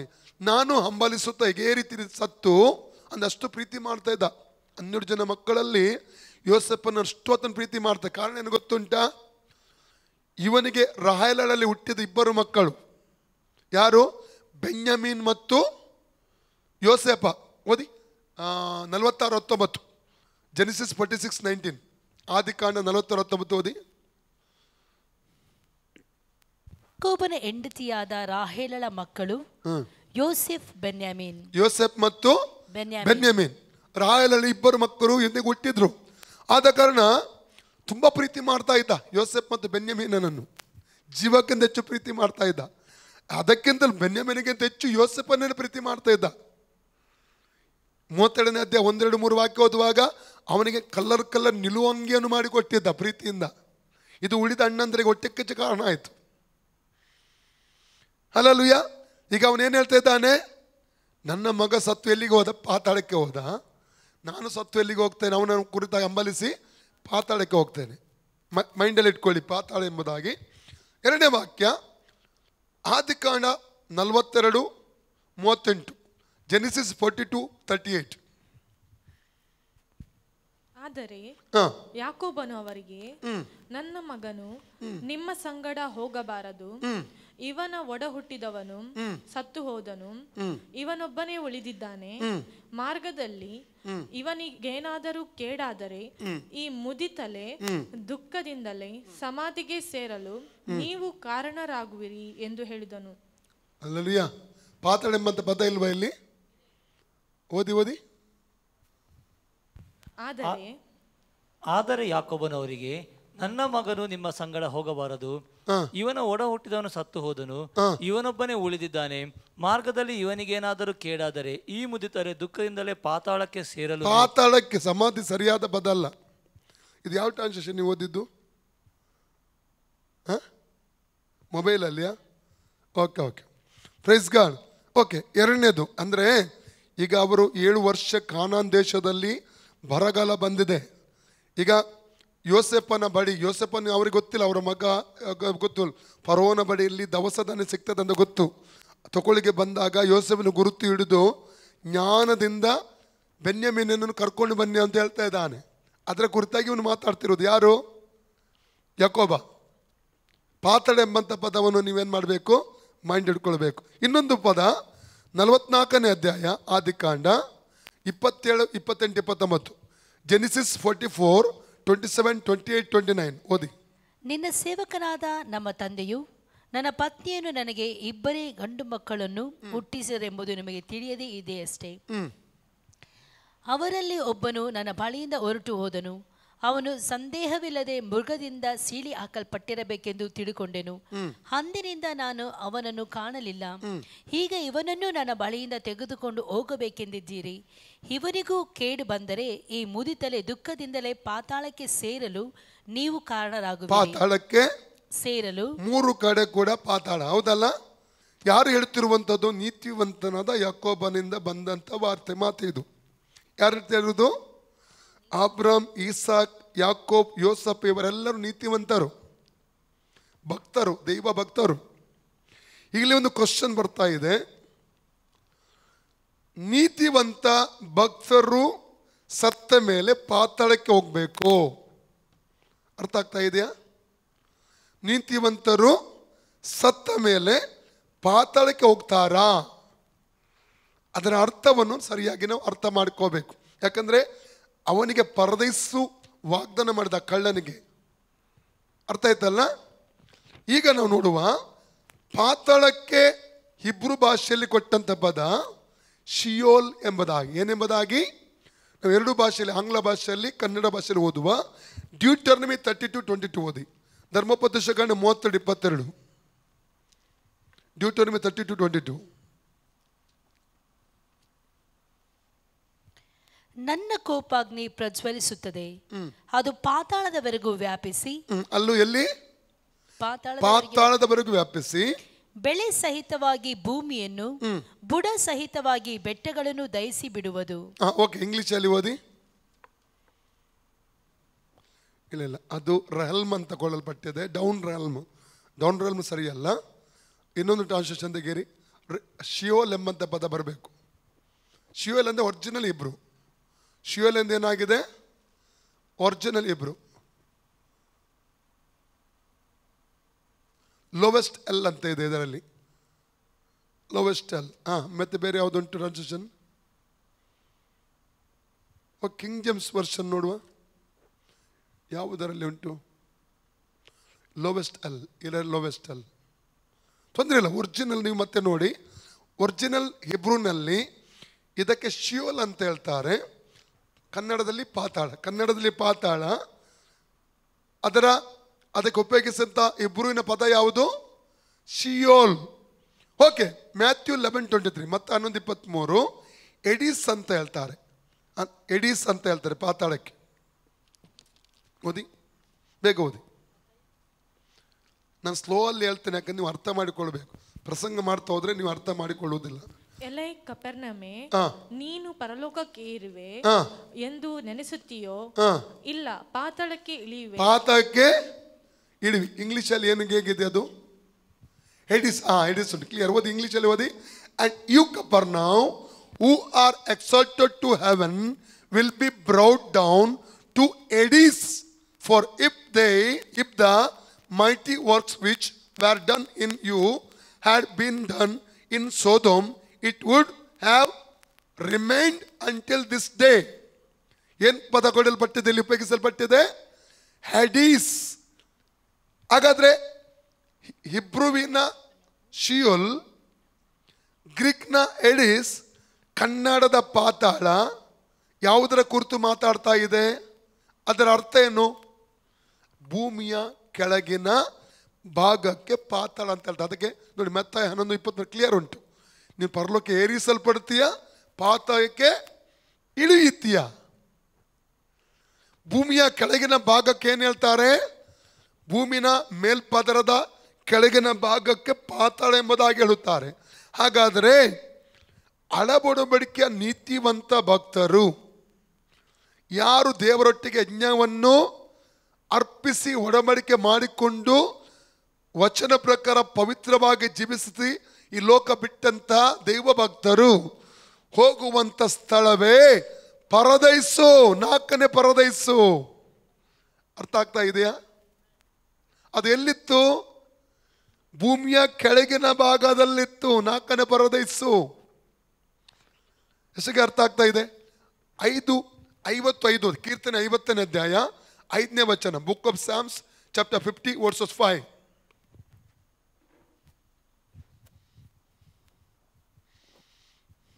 ನನ್ನೊಡನೆ ಯಜ್ಞದ ಮೂಲಕ ಒಡಂಬಡಿಕೆಯನ್ನು ಮಾಡಿಕೊಂಡ ನನ್ನ ಭಕ್ತರನ್ನು ನನ್ನ ಬಳಿಗೆ ಕರಕೊಂಡು ಬನ್ನಿರಿ ಎಂದು ಆಜ್ಞಾಪಿಸುತ್ತಾನೆ. ಏನ್ ಹೇಳ್ತದೆ? ನನ್ನೊಡನೆ ಯಜ್ಞದ ಮೂಲಕ ಒಡಂಬಡಿಕೆಯನ್ನು ಮಾಡಿಕೊಂಡ ನನ್ನ ಭಕ್ತರನ್ನು ನನ್ನ ಬಳಿ ಕರ್ಕೊಂಡು ಬನ್ನಿರಿ ಎಂದು ಆಜ್ಞಾಪಿಸುತ್ತಾನೆ. ಯಜ್ಞದ ಮೂಲಕ ದೇವರೊಂದಿಗೆ ಒಡಂಬಡಿಕೆ ಮಾಡಿಕೊಂಡು ದೇವರ ಜೊತೆ ಸಂಬಂಧ ಇಟ್ಟುಕೊಂಡು ಜೀವಿಸಿ ಈ ಲೋಕ ಬಿಟ್ಟಂತ ಹಳೆಬಡಿಕೆ ಭಕ್ತರು ಹೋಗುವಂತ ಸ್ಥಳ ಯಾವುದಾಗಿತ್ತು? ಪರದೈಸು. ಇದು 4ನೇ ಪರದೈಸು ಆಗಿದೆ. ಇದು ಎಷ್ಟನೇ ಪರದೈಸು? ವಿಶ್ರಾಂತಿಯ ಸ್ಥಳ. ಹಳೆಬಡಿಕೆ ಭಕ್ತರ ವಿಶ್ರಾಂತಿಯ ಸ್ಥಳ. ಮರಣ ಹೊಂದಿದ ನಂತರ ಹೋಗುವ ವಿಶ್ರಾಂತಿಯ ಸ್ಥಳವೇ 4ನೇ ಪರದೈಸು. ಆ ಕಳ್ಳನಿಗೆ ಯಾವಾಗ ವಾಗ್ದಾನ ಮಾಡಿದೆ ಸ್ವಾಮಿ? ತನ್ನ ಪ್ರಾಣ ಬಿಟ್ಟು ಹೋದಾಗ. ಹೊಸ ಬಳಿಕೆ ಸಭೆ ಅವಾಗ ಆರಂಭವಾಗಲಿಲ್ಲ. ಅವನಿಗೆ ಎಲ್ಲಿಗೆ ಹೋಗಬೇಕು? ಇದೇ ಪರದೈಸಿಗೆ ಆತನು ಹೋಗಬೇಕು. ಎಷ್ಟಂಗೆ ಅರ್ಥ ಆಗ್ತಾ ಇದೆ? ನಿರೀಕ್ಷೆಯೊಂದಿಗೆ ಪ್ರಾಣ ಬಿಟ್ಟಂತ ಭಕ್ತರು ಹೋಗುವಂತ ಸ್ಥಳವೇ ಈ ಪರದೈಸ ಆಗಿತ್ತು. ಇದು ಎಲ್ಲಿತ್ತಂದ್ರೆ ಭೂಮಿಯ ಕೆಳಗಿನ ಮೊದಲ ಭಾಗದಲ್ಲಿ. ಅದೆಷ್ಟು ಡೀಪಲ್ಲಿ ಇದ್ದಿರಬಹುದು ಗೊತ್ತಿಲ್ಲ. ಅದೇ ಮೊದಲ ಭಾಗದಲ್ಲಿ ಇದು ಈ ಸ್ಥಳ ಪರದೈಸ ಇತ್ತು. ಈಗ ಖಾಲಿಯಾಗಿದೆ. ಯಾಕೆ ಖಾಲಿಯಾಗಿದೆ ಅಂತ ಮತ್ತೆ ಹೇಳ್ತೇನೆ. ಅಲ್ಲಲ್ಯ ಎಸ್ ಸ್ವಾಮಿಯ ಮರಣ ಪುರಸ್ಕಾರದವರೆಗೆ ಈ ಸ್ಥಳ ಹಳೆಬಡಿಗೆ ಭಕ್ತರು ಹೋಗುವಂಥ ಸ್ಥಳವಾಗಿತ್ತು. ಇದು ಇಷ್ಟು ಅರ್ಥ ಆಯ್ತು ಎಲ್ಲರಿಗೂ?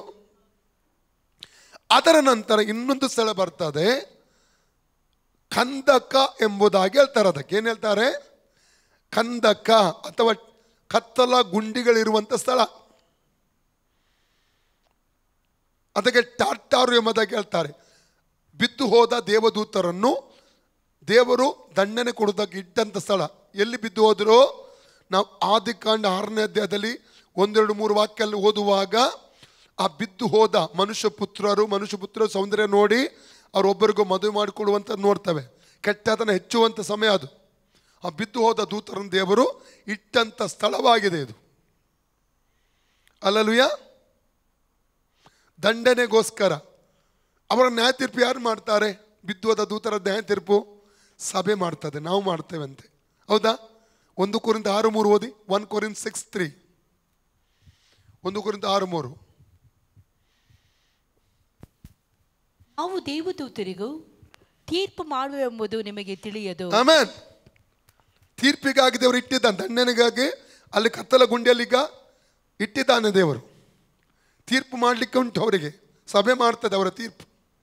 ಬಿದ್ದು ಹೋದ ದೇವದೂತರು, ಫಾಲನ್ ಆಂಜಲ್ಸ್. 2:4. 2 ಪೀಟರ್ 2:4 ಓದಿ. 2 ಪೇತ್ರ 2:4. ಅದಕ್ಕೆ ಟರ್ಟಾರು ಅಂತ. ಟರ್ಟಾರು ಎಂಬ ಗ್ರೀಕ್ ಪದದ ಅರ್ಥ, ಕನ್ನಡದ ಪದ ಕತ್ತಲ ಗುಂಡಿಗಳು. ಓದಿ. ದೇವದೂತರು ಪಾಪ ಮಾಡಿದಾಗ ದೇವರು ಅವರನ್ನು ಸುಮ್ಮನೆ ಬಿಡದೆ ನರಕಕ್ಕೆ ದೊಬ್ಬಿ ನ್ಯಾಯ ತೀರ್ಪನ್ನು ಹೊಂದುವುದಕ್ಕೆ ಇಡಲ್ಪಟ್ಟಿರಬೇಕೆಂದು ಕತ್ತಲ ಗುಂಡಿಗಳಿಗೆ ಒಪ್ಪಿಸಿದನು. ಕತ್ತಲ ಗುಂಡಿಗಳಿಗೆ ದೇವರು ಒಪ್ಪಿಸಿದ ನ್ಯಾಯ ತೀರ್ಪಿಗೋಸ್ಕರ. ಆ ನ್ಯಾಯ ತೀರ್ಪಿನ ನಂತರ ನಿಜವಾದ ನರಕಕ್ಕೆ ಅವರು ದೊಬ್ಬಲ್ಪಡ್ತಾರೆ. ಇನ್ನೊಂದು ವಿಷಯ ಹೇಳ್ತಾನೆ, ನರಕದ ಬೆಂಕಿ ರೆಡೀ ಆಗಿದೆ. ಇಲ್ಲಿಯವರೆಗೆ ಯಾರನ್ನು ಅದರಲ್ಲಿ ಹಾಕಿಲ್ಲ. ಇಲ್ಲಿಯವರೆಗೆ ಯಾರು ಹೋಗಲಿಲ್ಲ ನರಕಕ್ಕೆ ಯಾರನ್ನು ಹಾಕಿಲ್ಲ. ಅದು ಯಾಕೆ ಅಂತ ಹೇಳ್ತೇನೆ ನಿಮಗೆ. ಅಲ್ಲಯ್ಯ. ಹಾಗೆ ಈಗ ರಕ್ಷಣೆ ಹೊಂದದ ಸಾಯುವವರು ಎಲ್ಲಿ ಹೋಗ್ತಾರೆ? ಅದು ಕ್ವಶನ್ ಅಲ್ಲ. ಅದರ ನಂತರ ಬರುವಂಥದ್ದೇ ಉಪದ್ರವ ಸ್ಥಳ, ಟಾರ್ಮೆಂಟ್ ಪ್ಲೇಸ್. ಈಗ ರಕ್ಷಣೆ ಹೊಂದದೆ ಸತ್ತು ಹೋದಂಥ ವ್ಯಕ್ತಿಗಳು, ಆತ್ಮಗಳು ಹೋಗುವಂಥ ಸ್ಥಳವೇ ಉಪದ್ರವ ಸ್ಥಳ. ಎಷ್ಟಂಗೆ ಅರ್ಥ ಆಗ್ತಾ ಇದೆ? ಅಲ್ಲಿ ಉರಿಯುವ ಬೆಂಕಿ ಆರುವುದಿಲ್ಲ, ಕಡಿಯುವ ಹುಳ ಸಾಯುವುದಿಲ್ಲ. ಭಯಂಕರ ಯಾತನೆ ಅಲ್ಲಿ. ಆ ಯಾತನೆಯಿಂದ ತಪ್ಪಿಸುವುದಕ್ಕಾಗಿ ಯೇಸು ನಮಗೋಸ್ಕರ ಬಂದದ್ದು. ಇಷ್ಟು ದೊಡ್ಡ ರಾಜ ಪದವಿ, ದೈವ ಪದವಿ. 2ನೇ ಅಧ್ಯಾಯದ 5ನೇ ವಾಕ್ಯದಿಂದ ಏನು ಹೇಳ್ತದೆ? ಫಿಲಿಪಿ ಪುಸ್ತಕ ಫಿಲಿಪಿ 2:5 ಏನು ಹೇಳ್ತಾ ಗೊತ್ತುಂಟ? ದೈವ ಸ್ವರೂಪನಾಗಿದ್ದರೂ, ಆ ದೈವ ಆ ಪದವಿಯನ್ನು ಬಿಡಲೊಲ್ಲೆನು ಎಂದು ಹೇಳದೆ ಓದಿ ಹೋಗಿ. ಆತನು ದೇವ ಸ್ವರೂಪನಾಗಿದ್ದರು, ದೇವರಿಗೆ ಸರಿ ದೇವರಿಗೆ ಸರಿಸಮಾನನಾಗಿದ್ದ ಯೇಸು ಸ್ವಾಮಿ ಅಮೂಲ್ಯ ಪದವಿಯನ್ನು ಬಿಡಲೊಲ್ಲೆನು ಎಂದೆಣಿಸದೆ, ಬಿಡುವುದಿಲ್ಲ ಅಂತ ಹೇಳದೆ ತನ್ನನ್ನು ಬರಿದು ಮಾಡಿಕೊಂಡು ದಾಸನ ರೂಪವನ್ನು ಧರಿಸಿಕೊಂಡು ಮನುಷ್ಯರಿಗೆ ಸದೃಶನಾದನು. ಇದು ಯಾರಿಗೆ ಆಗಲ್ಲ. ಇದು ನಾವು ಹೇಳ್ತೇವೆ, ನಿನ್ನೆ ಓದಿ ಧ್ಯಾನ ಮಾಡಿದ್ದೇವೆ. ಪ್ರಕಟಣೆ 13:8, 1 ಪೇತ್ರ 1:20, ಈ ಭೂಮಿಗೆ ಅಸ್ಥಿವಾರ ಹಾಕಕ್ಕೆ ಮುಂಚೆ ಗೊತ್ತು ಮಾಡಲ್ಪಟ್ಟ ಕುರಿಮರಿಯಾಗಿ ಯೇಸು ಬಂದ ಸಾನ್ಯಕ್ಕೆ ಅವನು ಹೇಳಿದ. ಯೋಹನ 1:29, ಯೋಹನ 1:35-36 ಈಗೋ ಯಜ್ಞಕ್ಕೆ ದೇವರು ನೇಮಿಸಿದ ಕುರಿಮರಿ ಲೋಕದ ಪಾಪ ಹೊತ್ತು. ನಮಗೆ ತುಂಬ ಸುಲಭ ಹೇಳಿಕೆ ಈಸಿ. ಅಷ್ಟು ದೊಡ್ಡ ಪದವಿಯನ್ನು ನಮಗೋಸ್ಕರ ಬಿಟ್ಟು ಬಂದು ನಮ್ಮನ್ನು ರಕ್ಷಿಸುವುದಕ್ಕೆ ನರಕದ ಬೆಂಕಿಯಿಂದ. ನೋಡಿ, ದೇವರ ಪ್ರೀತಿ ನಾವು ನೆನಪು ಮಾಡುವುದಾದರೆ ಅಯ್ಯೋ ಅದು ವರ್ಣಿಸ್ಲಿಕ್ಕೆ ಅಸಾಧ್ಯ. ದೇವರ ಪ್ರೀತಿ ಅಗಾಪೆ ಪ್ರೀತಿ ನಮಗೆ ಪಾಪಿಯಾದ ಲೋಕ. ನೋಡಿ, ರೋಮ 5:1-11 ವಾಕ್ಯದ ಓದಿದ್ರೆ ನಾವು ಭಕ್ತಿಹೀನರಾಗಿದ್ದೆವು. ಮೊದಲನಾಗಿ ಭಕ್ತಿಹೀನರಿಗೆ ಪ್ರಾರ್ಥನೆ ಏನು ಮಟ್ಟ, ಅಶಕ್ತರಾಗಿದ್ದೆವು, ಭಕ್ತಿಹೀನರಾಗಿದ್ದೆವು, ವೈರಿಗಳಾಗಿದ್ದೆವು.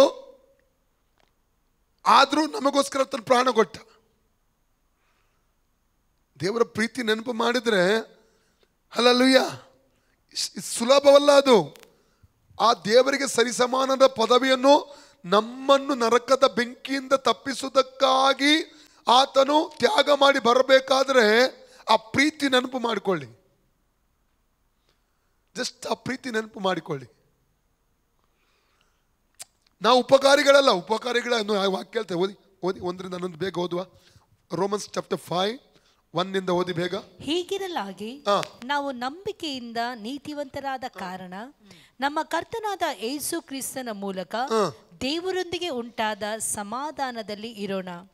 ನಾವು ಈಗ ನೆಲೆಗೊಂಡಿರುವ ದೇವರ ಕೃಪಾಶ್ರಯದಲ್ಲಿ ಆತನ ಮುಖಾಂತರವೇ ನಂಬಿಕೆಯಿಂದ ಪ್ರವೇಶವಾಯಿತು ಮತ್ತು ದೇವರ ಮಹಿಮೆಯನ್ನು ಹೊಂದುವೆಂಬ ಭರವಸದಿಂದ ಉಲ್ಲಾಸವಾಗಿದ್ದೇವೆ. ಇದು ಮಾತ್ರವಲ್ಲದೆ ನಮಗೆ ಉಂಟಾಗುವ ಉಪದ್ರವಗಳಲ್ಲಿಯೂ ಉಲ್ಲಾಸವಾಗಿದ್ದೇವೆ. ಯಾಕೆಂದರೆ ಉಪದ್ರವದಿಂದ ತಾಳ್ಮೆ ಹುಟ್ಟುತ್ತದೆ, ತಾಳ್ಮೆಯಿಂದ ಅನುಭವ ಸಿದ್ಧಿ ಹುಟ್ಟುತ್ತವೆ, ಅನುಭವದಿಂದ ನಿರೀಕ್ಷಣ ಹುಟ್ಟುತ್ತದೆಂದು ಬಲ್ಲೆವು. ಈ ನಿರೀಕ್ಷೆಯು ನಮ್ಮ ಆಶೆಯನ್ನು ಭಂಗಪಡಿಸುವುದಿಲ್ಲ. ನಮಗೆ ಕೊಟ್ಟಿರುವ ಪವಿತ್ರಾತ್ಮನ ಮೂಲಕ ದೇವರ ಪ್ರೀತಿ ರಸವು ನಮ್ಮ ಹೃದಯಗಳನ್ನು ಧಾರಾಳವಾಗಿ ನಾವು ಅಶಕ್ತರಾಗಿದ್ದಾಗಲೇ ಕ್ರಿಸ್ತನು ನೇಮಿತ ಕಾಲದಲ್ಲಿ ಯಾರಿಗೋಸ್ಕರ? ಭಕ್ತಿಹೀನರಿಗೋಸ್ಕರ ಅಶಕ್ತರಾಗಿದ್ದೆವು, ಭಕ್ತಿಹೀನರಾಗಿದ್ದೆವು. ನಮ್ಮಲ್ಲಿ ಒಳ್ಳೆದು ಏನಿರಲಿಲ್ಲ. ನೀತಿವಂತರಿಗೋಸ್ಕರ ಯಾರಾದರೂ ಪ್ರಾಣ ಕೊಡುವುದು ಅಪರೂಪ.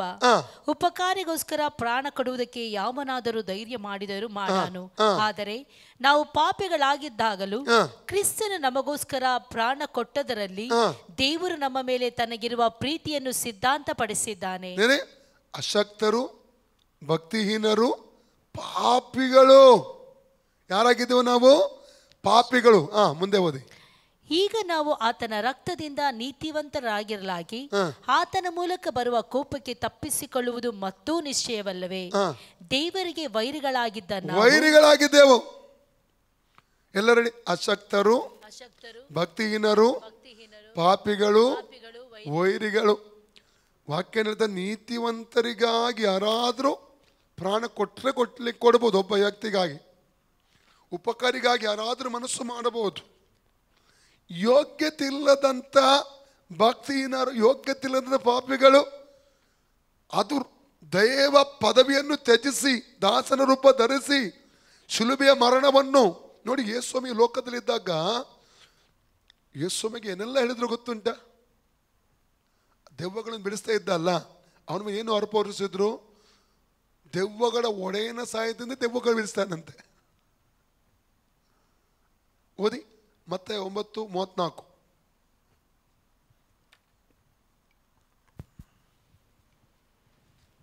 ಆದರೆ ಫರಿಸಾಯರು ಇವನು ದೆವ್ವಗಳ ಒಡೆಯನ ಸಹಾಯದಿಂದಲೇ ದೆವ್ವಗಳನ್ನು ಬಿಡಿಸುತ್ತಾನೆ ಎಂದು ಹೇಳಿದರು.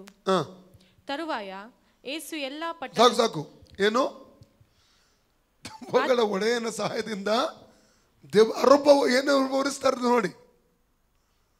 ಇವತ್ತು ಅನೇಕ ಸೇವಕರ ಬಗ್ಗೆ ನಾನು ಕೇಳಿದ್ದೇನೆ. ದೆವ್ವಗಳನ್ನು ಬಿಡಿಸ್ತಾರೆ, ರೋಗ ಸೌಖ್ಯ ಮಾಡ್ತಾರೆ. ಅವರಿಗೂ ಕೂಡ ತಪ್ಪಾದ ರೀತಿಯಲ್ಲಿ ಫೇಸ್ಬುಕ್ಕಲ್ಲೆಲ್ಲ ಅವರ ಮೇಲೆ ತಪ್ಪೊರಿಸ್ತಾರೆ. ಯೇಸುವಿಗೆ ಹೇಳಿದ ಮೇಲೆ ಈ ಸೇವಕರಿಗೂ ದೊಡ್ಡ ವಿಷಯ ಅಲ್ಲ. ಯಾವತ್ತೂ ದೇವ ಸೇವಕರ ವಿರುದ್ಧವಾಗಿ ಮಾತಾಡಬಾರ್ದು, ತಪ್ಪು ಅದು. ಯೇಸುವಿಗೆ ಸ್ವತಃ ಹೇಳಿದ್ದಾರೆ. ಮಾರ್ಕ 3:20-21 ಓದಿ. ಮಾರ್ಕ್ 3:20-29. ಆತನು ಮನೆಯೊಳಗೆ ಬಂದಾಗ ಜನರು ತಿರುಗಿ ನೆರೆದದ್ದರಿಂದ ಊಟಕ್ಕೂ ಅವಕಾಶವಾಗಲಿಲ್ಲ. ಇದನ್ನು ಕೇಳಿ ಆತನ ಬಂಧುಗಳು ಅವನಿಗೆ ಹುಚ್ಚು ಹಿಡಿದಿದೆ ಎಂದು ಹೇಳಿ ಆತನನ್ನು ಇಡುವುದಕ್ಕೆ ಹೊರಟರು. ಏನ್ ಹೇಳ್ತಾ ಇದ್ದಾರೆ? ಆತನಿಗೆ ಹುಚ್ಚು ಹಿಡಿದಿದೆ, ಹುಚ್ಚು ಹಿಡಿದಿದೆ, ದೆವ್ವ ಹಿಡಿದು. ಇವನ್ ಮತ್ತೆ 11:18-19, 17-18 ಓದಿ.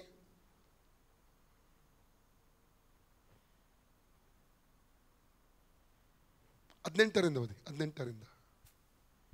ಹೇಗೆಂದರೆ ಯೋಹಾನನು ಬಂದನು, ಅವನು ಅನ್ನಪಾನಗಳನ್ನು ತೆಗೆದುಕೊಳ್ಳದವನಾಗಿದ್ದನು. ಅವರು ಅವನಿಗೆ ದೆವ್ವ ಹಿಡಿದದೆ ಅನ್ನುತ್ತಾರೆ. ಮನುಷ್ಯಕುಮಾರನು ಬಂದನು, ಅವನು ಅನ್ನಪಾನಗಳನ್ನು ತೆಗೆದುಕೊಳ್ಳುವವನಾಗಿದ್ದಾನೆ. ಅವರು ಇವನು ಹೊಟ್ಟೆಬಾಕನು, ಕುಡುಕನು, ಭ್ರಷ್ಟರ ಮತ್ತು ಪಾಪಿಷ್ಟರ ಗೆಳೆಯನು ಅನ್ನುತ್ತಾರೆ. ಎಷ್ಟೆಲ್ಲ ದೇವಕುಮಾರನಾಗಿ ಎಷ್ಟು ಜನರಿಗೆ ಬಿಡುಗಡೆ ಕೊಟ್ಟ, ಸೌಖ್ಯ ಕೊಟ್ಟ, ಅನೇಕರು ಮಾನಸಾಂತರ ಪಟ್ಟು, ಅನೇಕರಿಗೆ ಹೊಸ ಜೀವಿತ ಕೊಟ್ಟ. ಎಲ್ಲ ಕೊಟ್ಟ ಮೇಲೆ ಕೆಲವೊಂದು ಜನರಿಂದ ಬರುವಂಥ ವಿರೋಧ ಮಾತುಗಳಲ್ಲಿ ನಾವು ನೋಡ್ತಾ ಇದ್ದೇವೆ.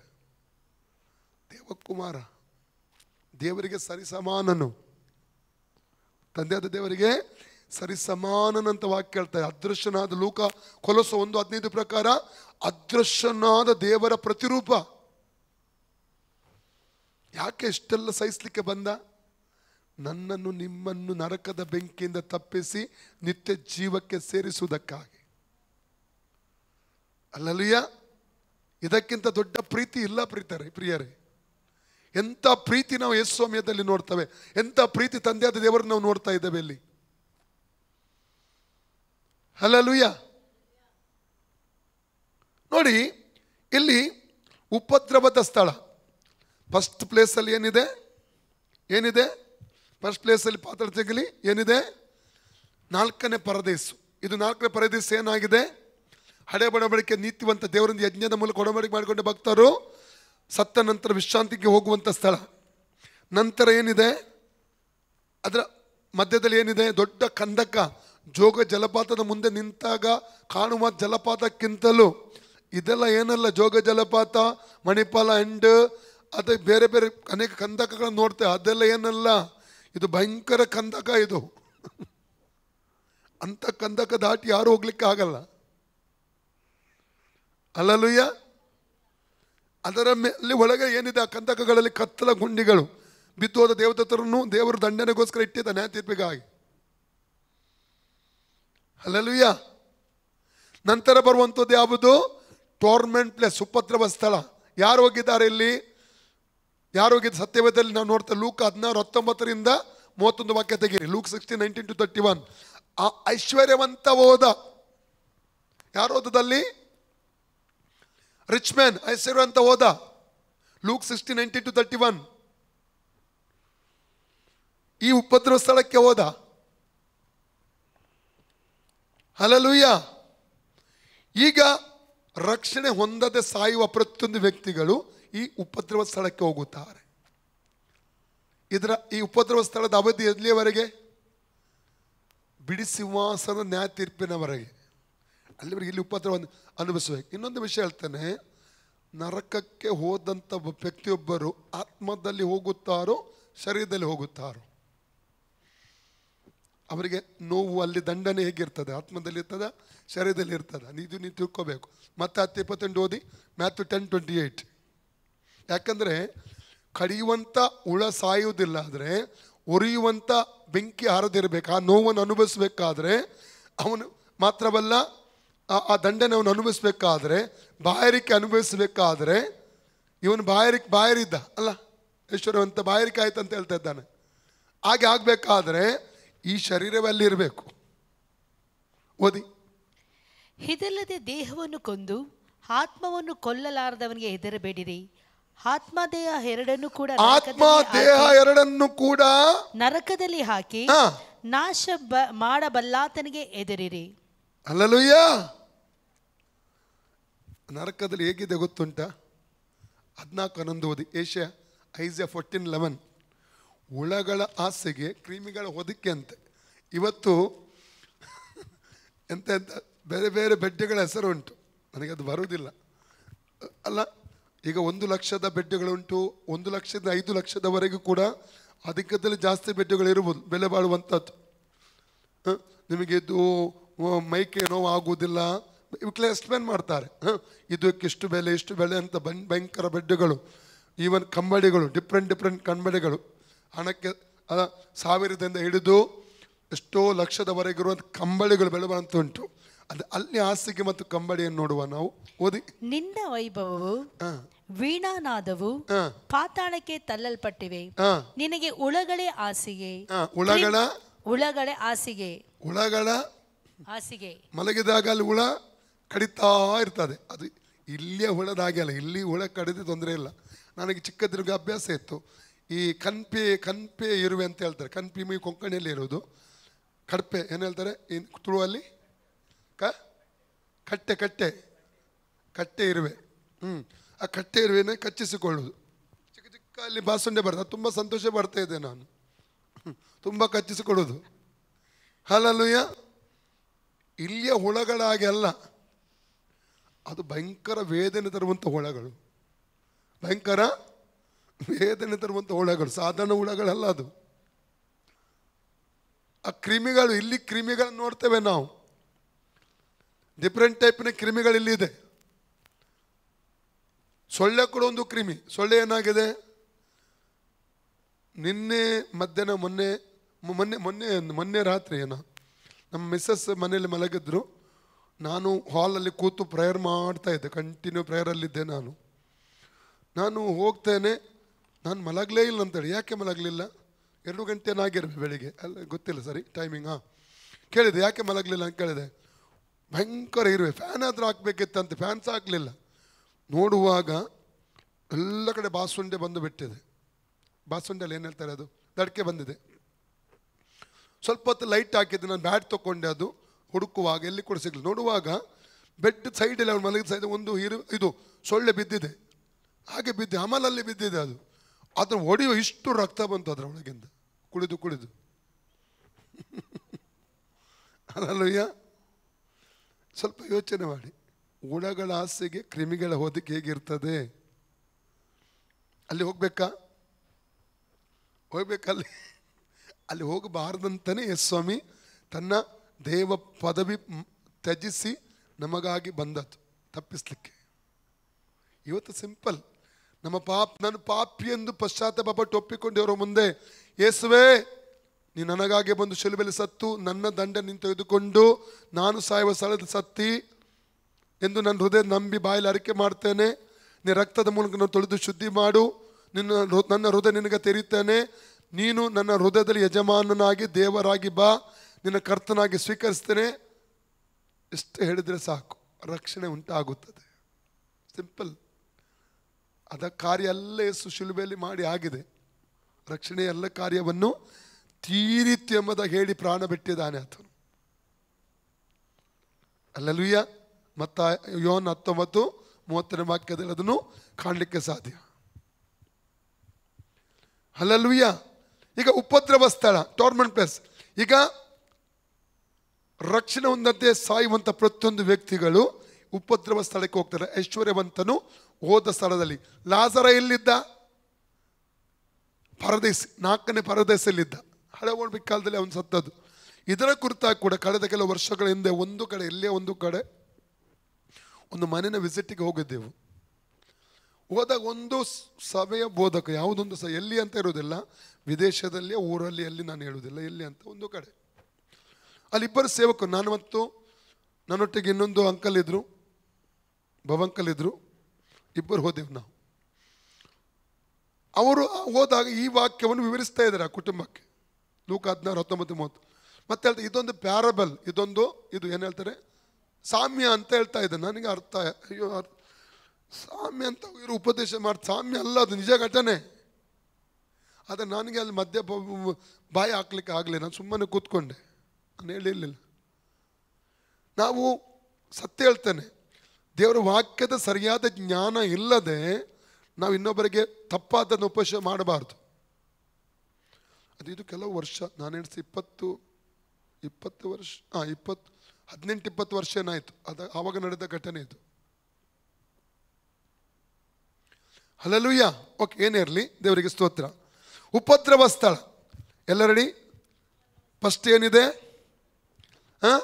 4ನೇ ಪರದೇಶ. ಈ 4ನೇ ಪರದೇಶದಲ್ಲಿ ಏನುಂಟು, ಹಳೆಬಡ ಬಗ್ಗೆ ಯೇಸ್ವಾಮಿ ಸತ್ತು ಮರಣ ಹೊಂದಿ ಎದ್ದು ಬರೋಕ್ಕೆ ಮುಂಚೆ ದೇವರೊಟ್ಟಿಗೆ ಯಜ್ಞದ ಮೇಲೆ ಒಡಂಬಡಿಕೆ ಮಾಡಿಕೊಂಡು ಪರಿಶುದ್ಧವಾಗಿ ಜೀವಿಸಿ ಪ್ರಾಣ ಬಿಟ್ಟಂಥ ಆತ್ಮಗಳ ವಿಶ್ರಾಂತಿ ಸ್ಥಳ, ಹಳೆಬಡಿಗೆ ಭಕ್ತರ ವಿಶ್ರಾಂತಿ ಸ್ಥಳ. ನಂತರ ಟಾಟೋರ್ ಎಂಬ ಗಂಧಕ, ಯಾಕಂದರೆ ಅವನು ಹೇಳ್ತಾನಲ್ಲ, ಇಲ್ಲಿಂದ ಉಪದ್ರವ ಸ್ಥಳದಿಂದ ಅಬ್ರಹಾಮನೇ ಲಾಜರನ್ನು ಕಳಿಸು, ನನ್ನ ಈ ಉರಿಯಲ್ಲಿ ನನ್ನ ನಾಲಿಗೆ ಇದಾಗ್ತಾ ಉಂಟು, ಅವನು ಬೆರಳನ್ನು ನೀರಲ್ಲೆದ್ದಿ ನನ್ನ ನಾಲಿಗೆಯನ್ನು ತಣ್ಣಗೆ ಮಾಡಲಿ ಎಂಬುದ ಹೇಳಿದಾಗ, ನೀವು ಅಲ್ಲಿಂದ ಇಲ್ಲಿ ಬರಲಿಕ್ಕೆ ಆಗಲ್ಲ, ನಾವು ಇಲ್ಲಿಂದ ಅಲ್ಲಿ ಬರಲಿಕ್ಕೆ ಆಗಲ್ಲ. ಅವಾಗ ಅವನಿಗೆ ಗೊತ್ತಾಯ್ತು, ಒಂದು ಸಲ ಆ ಪಾತಾಳದ ಉಪದ್ರವ ಸ್ಥಳಕ್ಕೆ ಹೋದ್ರೆ, ನರಕಕ್ಕೆ ಹೋದರೆ ತಿರುಗಿ ಒಬ್ಬ ವ್ಯಕ್ತಿ ಬರಲಿಕ್ಕೆ ಆಗಲ್ಲ. ಅಲ್ಲಿ ಅವನಿಗೆ ಗೊತ್ತಾಯ್ತು. ಹಲ್ಲೆಲೂಯಾ. ತಿರುಗಿ ಆಗಲ್ಲ. ಈಗ ರಕ್ಷಣೆ ಹೊಂದಿದ ವ್ಯಕ್ತಿ ಉಪದ್ರವ ಸ್ಥಳಕ್ಕೆ ಹೋದ್ಮೇಲೆ ಅವನಿಗೊಂದು ಪುನರ್ಸ್ಥಾನ ಬರ್ತದೆ. ಅವನಿಗೊಂದು ಪ್ರಕಟಣೆ 20:11-15 ವಾಕ್ಯದಲ್ಲಿ 14-15 ಮಾತ್ರ ಓದಿ, ಬಿಡಿಸುವ ನ್ಯಾಯ. ಅಲ್ಲಿ ಅವರು ಎದ್ದೇಳ್ತಾರೆ. ಯಾಕೆ ಹೇಳ್ತಾರೆ ಅವರು, ಯಾಕೆ ಅವರಿಗೆ ಪುನರ್ಸ್ಥಾನ? ಅದು ಒಂದೇ ಸಾರಿ ಸಾಯುವಂಥ ನ್ಯಾಯ ತೀರ್ಪನ್ನು, ಆ ನ್ಯಾಯ ತೀರ್ಪು ಹೊಂದುವುದಕ್ಕಾಗಿ ಅವರಿಗೊಂದು ನ್ಯಾಯ ತೀರ್ಪು ಆಗ್ತದೆ. ಆ ನ್ಯಾಯ ತೀರ್ಪಿನ ನಂತರ ಪಾತಾಳದಲ್ಲಿದ್ದ ಎಲ್ಲ ವ್ಯಕ್ತಿಗಳು ಎಲ್ಲಿ ಆಗ್ತಾರೆ, ನಿಜವಾದ ಬೆಂಕಿ ಗಂಧಕಗಳ ಉರಿಯುವ ಕೆರೆ. ಅದೇ ಗ್ರೀಕಲ್ಲಿ ಅದರ ಹೆಸರು ಲಿಮ್ನೆಂಟೌಪೊರೋಸ್. ಏನು ಹೇಳ್ತಾರೆ ಅದಕ್ಕೆ? ಲಿಮ್ನೆಂಟೌಪೊರೋಸ್ ಎಂಬುದಾಗಿ ಹೇಳ್ತಾರೆ ಗ್ರೀಕಲ್ಲಿ. ಬೆಂಕಿ ಗಂಧಕಗಳಿಂದ ಉರಿಯುವಂಥ ಕೆರೆ, ನಿಜವಾದ ನರಕ ಇದು. ಅಲ್ಲಿ ಹಾಕುತ್ತಾರೆ. ಅದು ಪರ್ಮನೆಂಟ್, ನಿತ್ಯತ್ವಕ್ಕೂ ಆ ಬೆಂಕಿಯಲ್ಲಿ ಉರಿಯುವುದು. ನರಕದ ದಂಡನೆ ನಿತ್ಯತ್ವ ನಿಜವಾದದು. ಇನ್ನೂ ಅದರಲ್ಲಿ ಹಾಕಲಿಲ್ಲ. ಅದಕ್ಕೆ ಸತ್ತಂತ ಅವಿಶ್ವಾಸಿಗಳು ರಕ್ಷಣೆ ಹೊಂದೋದು ಎಲ್ಲಿ ಹೋಗೋದು? ಉಪದ್ರವ ಸ್ಥಳ. ಅಲ್ಲಿ ಕೂಡ ಉರಿಯುವ ಬೆಂಕಿ ಆರುವುದಿಲ್ಲ, ಕಡಿಯುವಳ ಸಾಯುವುದಿಲ್ಲ, ಅನುಭವ ಅಲ್ಲಿದೆ. ಅಲ್ಲಿ ಕೂಡ ಉಪದ್ರವವೇ. ನಿಜವಾದ ಗಂಧಕ ಕೆರೆ ಅದಕ್ಕಿಂತಲೂ 1000 ಪಟ್ಟು ಉಪದ್ರವದ ಸ್ಥಳ. ಅದು ನಿಜವಾದ ಬೆಂಕಿಯ ಕೆರೆ. ಬಿಡುಗಡೆ ಇಲ್ಲ, ನಿರೀಕ್ಷೆ ಇಲ್ಲ. ಮತ್ತೆ ಅಯ್ಯೋ ನಾನು ಇನ್ನೂ ನಂಬುತ್ತೇನೆ ಯೇಸು ಅಂತ ಹೇಳಿದ್ರೆ ನಂಬಲಿಕ್ಕೆ ಆಗಲ್ಲ. ಮತ್ತೆ 26:41 ಓದಿ ಬೇಗ ಬೇಗ. ಮ್ಯಾಥ್ಯೂ 26:41.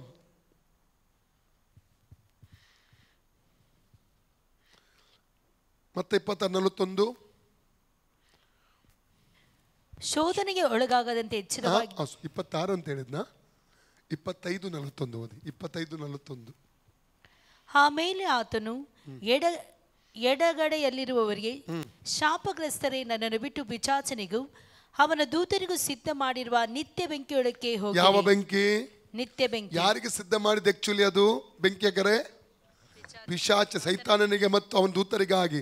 ಇವತ್ತು ಯಾರು ಹೋಗ್ತಾ ಇದ್ದಾರೆ? ಅದಲ್ಲಿ ಮನುಷ್ಯ ಹೋಗ್ತಾ ಇದ್ದಾರೆ. ದುಃಖ, ವೇದನೆ ಅವನಿಗೆ ಸಿದ್ಧ ಮಾಡಿದ ಮನುಷ್ಯ ಹೋಗ್ತಾ ಇದ್ದಾನೆ.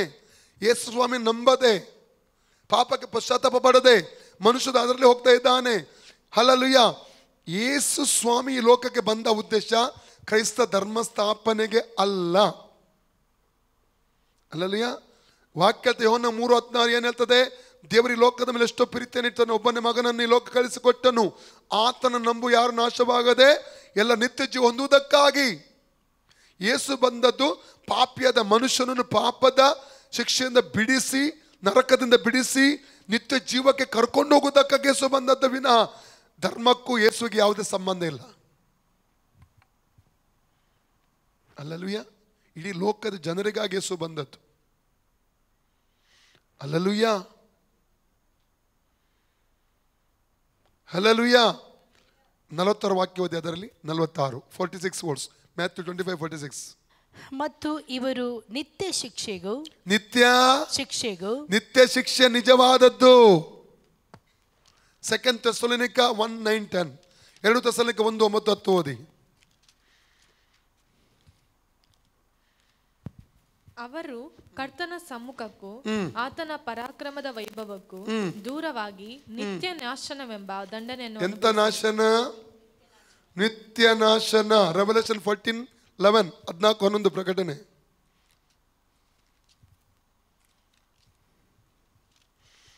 ಕೆಲವರು ಉಪದೇಶ ಮಾಡ್ತಾರೆ ನರಕವೇ ಇಲ್ಲ ಅಂತ, ಸೈತಾನನಿಂದ ಪ್ರೇರಿತ ಆಗಿ ಉಪದೇಶ. ಕೆಲವು ಹೇಳ್ತಾರೆ ನರಕನೇ ಇಲ್ಲ ಅಂತ.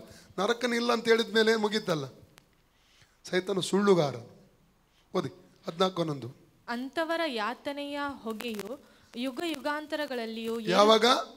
ಯುಗ ಯುಗಾಂತರ ನಿತ್ಯತ್ವಕ್ಕೂ ಅಂತವರ ಯಾತನೆಯ ಹೊಗೆಯು ಯುಗ ಯುಗಾಂತರಗಳಲ್ಲಿಯೂ ಏರುತ್ತಾ ಹೋಗುತ್ತದೆ. ಮೃಗವನ್ನು ಮತ್ತು ಅದರ ವಿಗ್ರಹವನ್ನು ಆರಾಧಿಸುವವರಾಗಿ ಅದರ ಹೆಸರಿನ ಗುರುತನ್ನು ಹೊಂದಿದವರಾಗಲಿ ಹಗಲಿರುಳು ರಾತ್ರಿ ಉಪಶಮನವಿಲ್ಲದೆ ಅದು ಕ್ರಿಸ್ತ ವಿರೋಧಿಯ ಆಳ್ವಿಕೆ ಸಮಯ 7 ವರ್ಷಗಳ ಕಾಲ ಯಾರು ಆ ಮೃಗದ ವಿಗ್ರಹಕ್ಕೆ ಅಂದ್ರೆ ಕ್ರಿಸ್ತವಾದಿ ವಿಗ್ರಹಕ್ಕೆ ಆರಾಧನೆ ಮಾಡ್ತಾರೆ ಮತ್ತು ಆ 666 ಚಿಪ್ ಅನ್ನು ತಗೊಳ್ತಾರಲ್ಲ, ಅಂಥವರು ಕೂಡ ಇದೇ ಸ್ಥಳಕ್ಕೆ ಹೋಗುದು. ಯುಗ ಯುಗಾಂತರಕ್ಕೂ ಉಪಶಮನವಿಲ್ಲದೆ ಯಾತನೆ ಪಡ್ತಾರೆ. ಅವರು ನರಕಕ್ಕೆ ಹೋಗ್ತಾರೆ, ನಿಜವಾದ ನರಕಕ್ಕೆ ಅವರು ಹೋಗ್ತಾರೆ ಅಂತ ವಾಕ್ಯ ಹೇಳ್ತಾ ಉಂಟು. ಹಾಗಾದ್ರೆ ನರಕದ ಶಿಕ್ಷೆಯು ನಿಜವಾದದ್ದು, ಸತ್ಯವಾದ. ಅದನ್ನು ತಪ್ಪಿಸ್ಕೊಳ್ಬೇಕು. ತಪ್ಪಿಸೋಕೆ ಒಂದೇ ಒಂದು ಮಾರ್ಗ, ಕರ್ತನಾದ ಯೇಸು ಸ್ವಾಮಿಯನ್ನು ನಂಬಬೇಕು. ಪಾಪಕ್ಕೆ ಪಶ್ಚಾತ್ತಾಪಪಟ್ಟು ಯೇಸು ನಂಬಿ ರಕ್ಷಕನ ಹೊಳೆಯನಾಗ ಅಂಗೀಕಾರ ಮಾಡ್ತಾರೆ ಅಲ್ಲ, ಅವರಿಗೆ ನಿತ್ಯ ಜೀವ ಸಿಗುತ್ತದೆ. ಪಾಪದ ಶಿಕ್ಷೆ ನಿತ್ಯ ನರಕದಿಂದ ಬಿಡುಗಡೆ ಸಿಗ್ತದೆ ಎಂಬುದಾಗಿ ನನ್ನ ಸತ್ಯವೇದ ಹೇಳುತ್ತದೆ. Hallelujah, hallelujah. ಓಕೆ, ಇದು 4ನೇ ಪರದೇಶ. 5ನೇ ಪರದೇಶ ಯಾವುದು ಗೊತ್ತುಂಟಾ? ಈಗ ಯೇಸು ಸ್ವಾಮಿ ಪ್ರಾಣ ಬಿಟ್ಟ ನಂತರ ಎಲ್ಲಿ ಹೋದ? ಲೂಕ 23:43 ಹೇಳಿದ ಹಾಗೆ ಕಳ್ಳನಿಗೆ ನೇರವಾಗಿ ಎಲ್ಲಿ ಹೋದ? ಅವನು ಪರದೇಶಕ್ಕೆ ಹೋದ.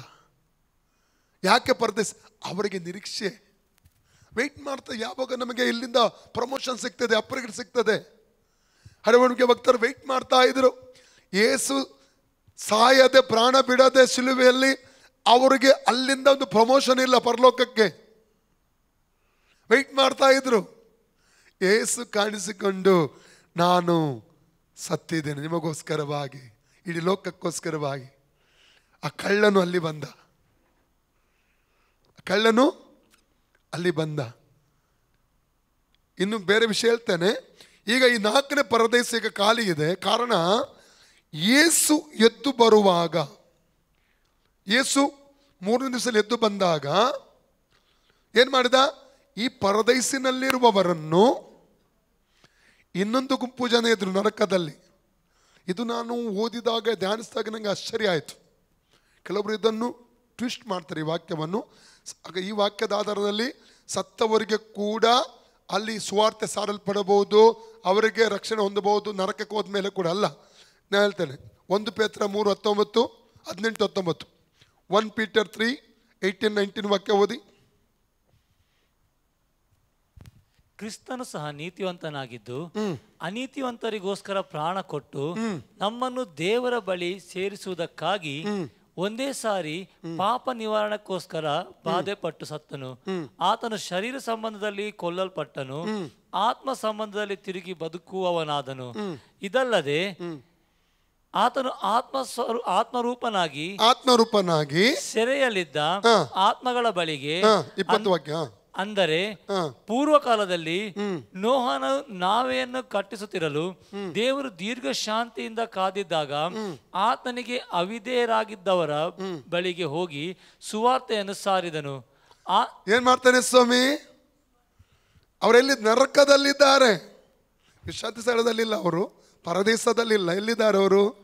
ನರಕದಲ್ಲಿ, ಸೆರೆಯಲ್ಲಿದ್ದ ಸೈತಾನನ ಸೆರೆಯಲ್ಲಿದ್ದಾರೆ ಅವರು. ಎಲ್ಲಿದ್ದಾರೆ ಅವರು? ಸೆರೆಯಲ್ಲಿದ್ದಾರೆ ಅವರು.